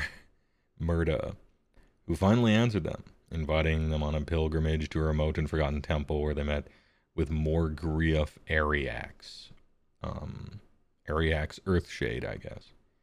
Took a sacred flame filled with Morda's essence and bore witness to mysterious visions. Yrden learned that only through a final ultimate death could their comrades be free of the endless cycle of suffering. With the God King's blessing, they became a compassionate arbiter. They created the Ruination Chambers along with Ionis Cryptborn, founded the Memorian Order to aid in their grizzled allies, and personally assumed a grim responsibility, remembering the heroic histories of every Stormcast Eternal to succumb to the curse. In battle, wield the axe of the final threshold from atop the Ascidian form of Agrax with both fury and compassion. Their prayer of the witness is whispered to the bleak raven, healing Ruination Chamber warriors after they have entered the thick of combat. It was a 4. Prayer of the Witness. For the rest of the turn, each time a friendly Ruination Chamber that uses a fight ability, wholly within 18, heal D3. If the chanting roll was 8, heal 3. And they get a 6 aboard for the rest of the turn. Sick. Alright. Read text? Does this like read it out loud to me? Oh, okay. It converts it to an equally legible form. Oh, I was hoping I would click it and like a Games Workshop text to speech with a British accent was gonna like read it. That would have been hype. Anyway. Yeah, witness me. This is kind of good. 6 up board for the rest of the turn. Although it is after they fight, right? So, well, you can use it on your opponent's turn, I suppose, but you're always going to get hit by something.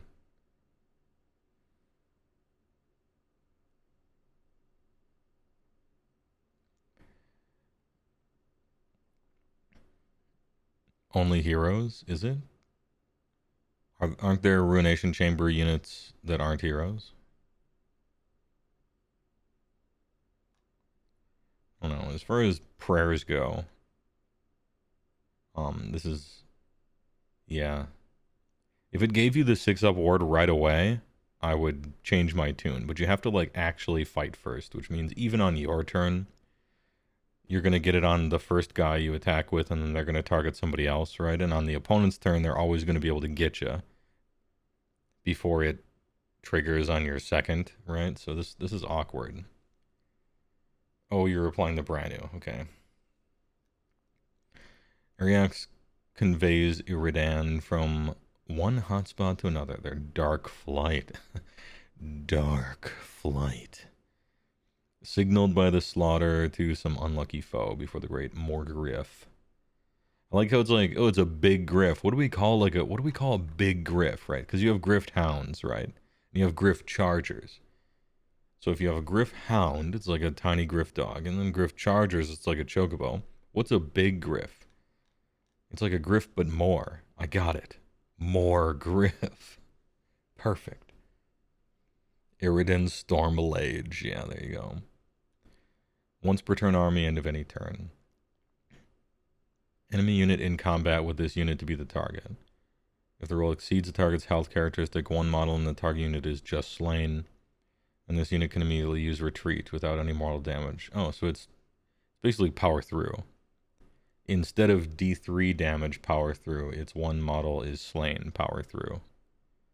So depending on who you're fighting, it's better or worse than power through. If you're fighting one wound models, it's like a worse power through. If you're fighting chosen or like brutes or fucking, it's just any enemy unit, right? Yeah, but I guess you have to exceed the health characteristic, but still. It's like a Mournfang with 6 wounds or some shit. Just slain. Get out of here. It's also free too, right? You do have to roll a die.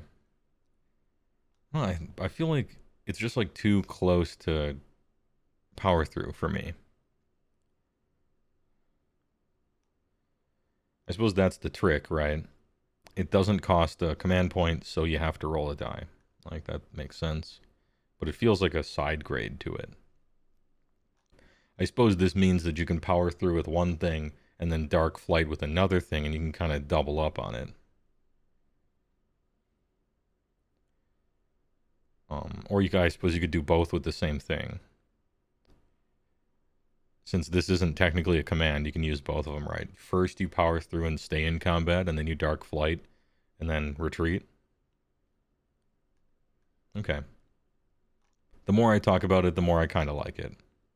It's still kind of just alright. You have to have not killed something for this to even begin to do something, which is kind of weird. Heywoah, have you been to any tournaments lately? Good meme. In the tournament recap video from the tournament I just got home from yesterday. Good meme.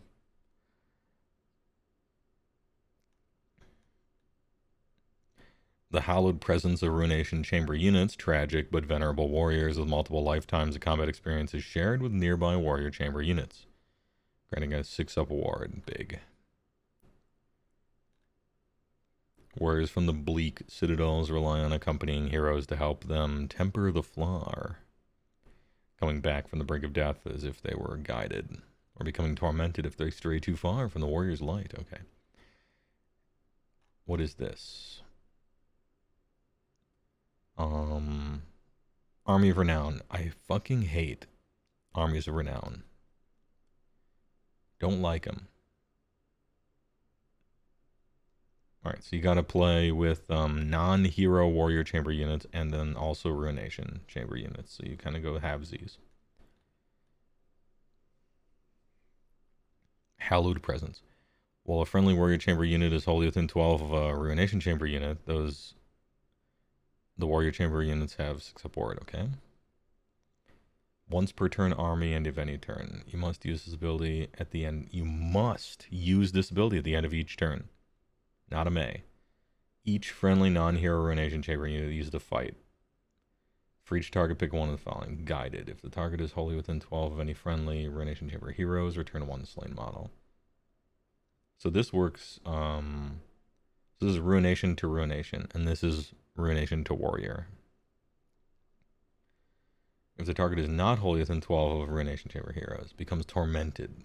While the unit is tormented, add 1 to the attack's characteristic of its melee weapons, but it cannot contest objectives or use commands. Oof. Okay.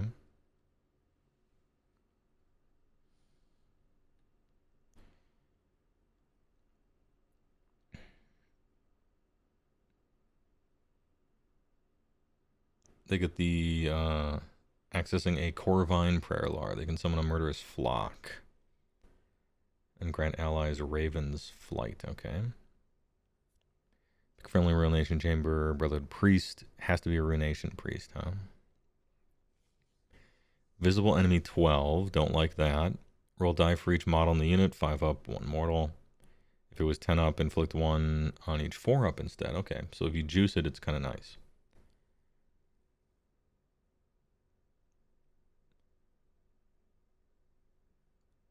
Visible friendly unit, 12. Add 2 to move, nice.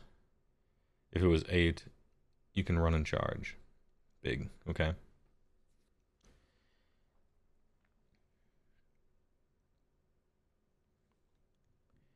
It'll be available in pre-order on Saturday. Big. Okay, so looks sick. I don't like Armies of Renown. Prayer does not inspire joy. Dark Flight, the longer I talked to myself and chat about Dark Flight, the more I think it's alright, I guess.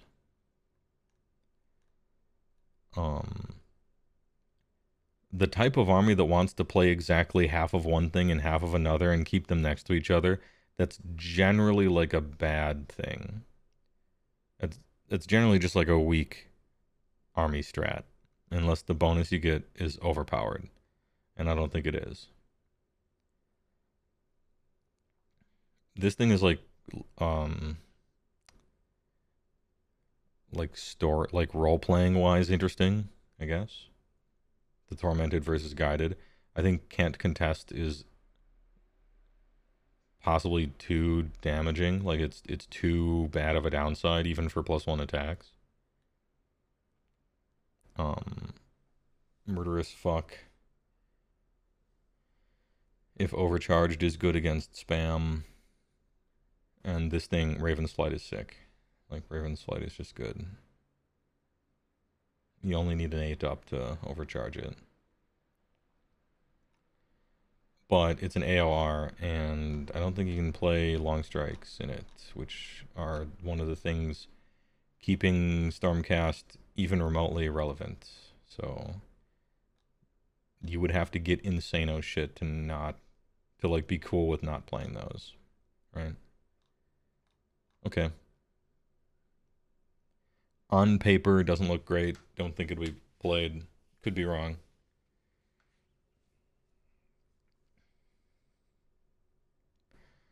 It's interesting because they seem to lose Stormcast Deep Strike. Yeah, I think that's how Armies of Renown are. You trade normal battle traits for just different ones, which I'm like mad about. If you had time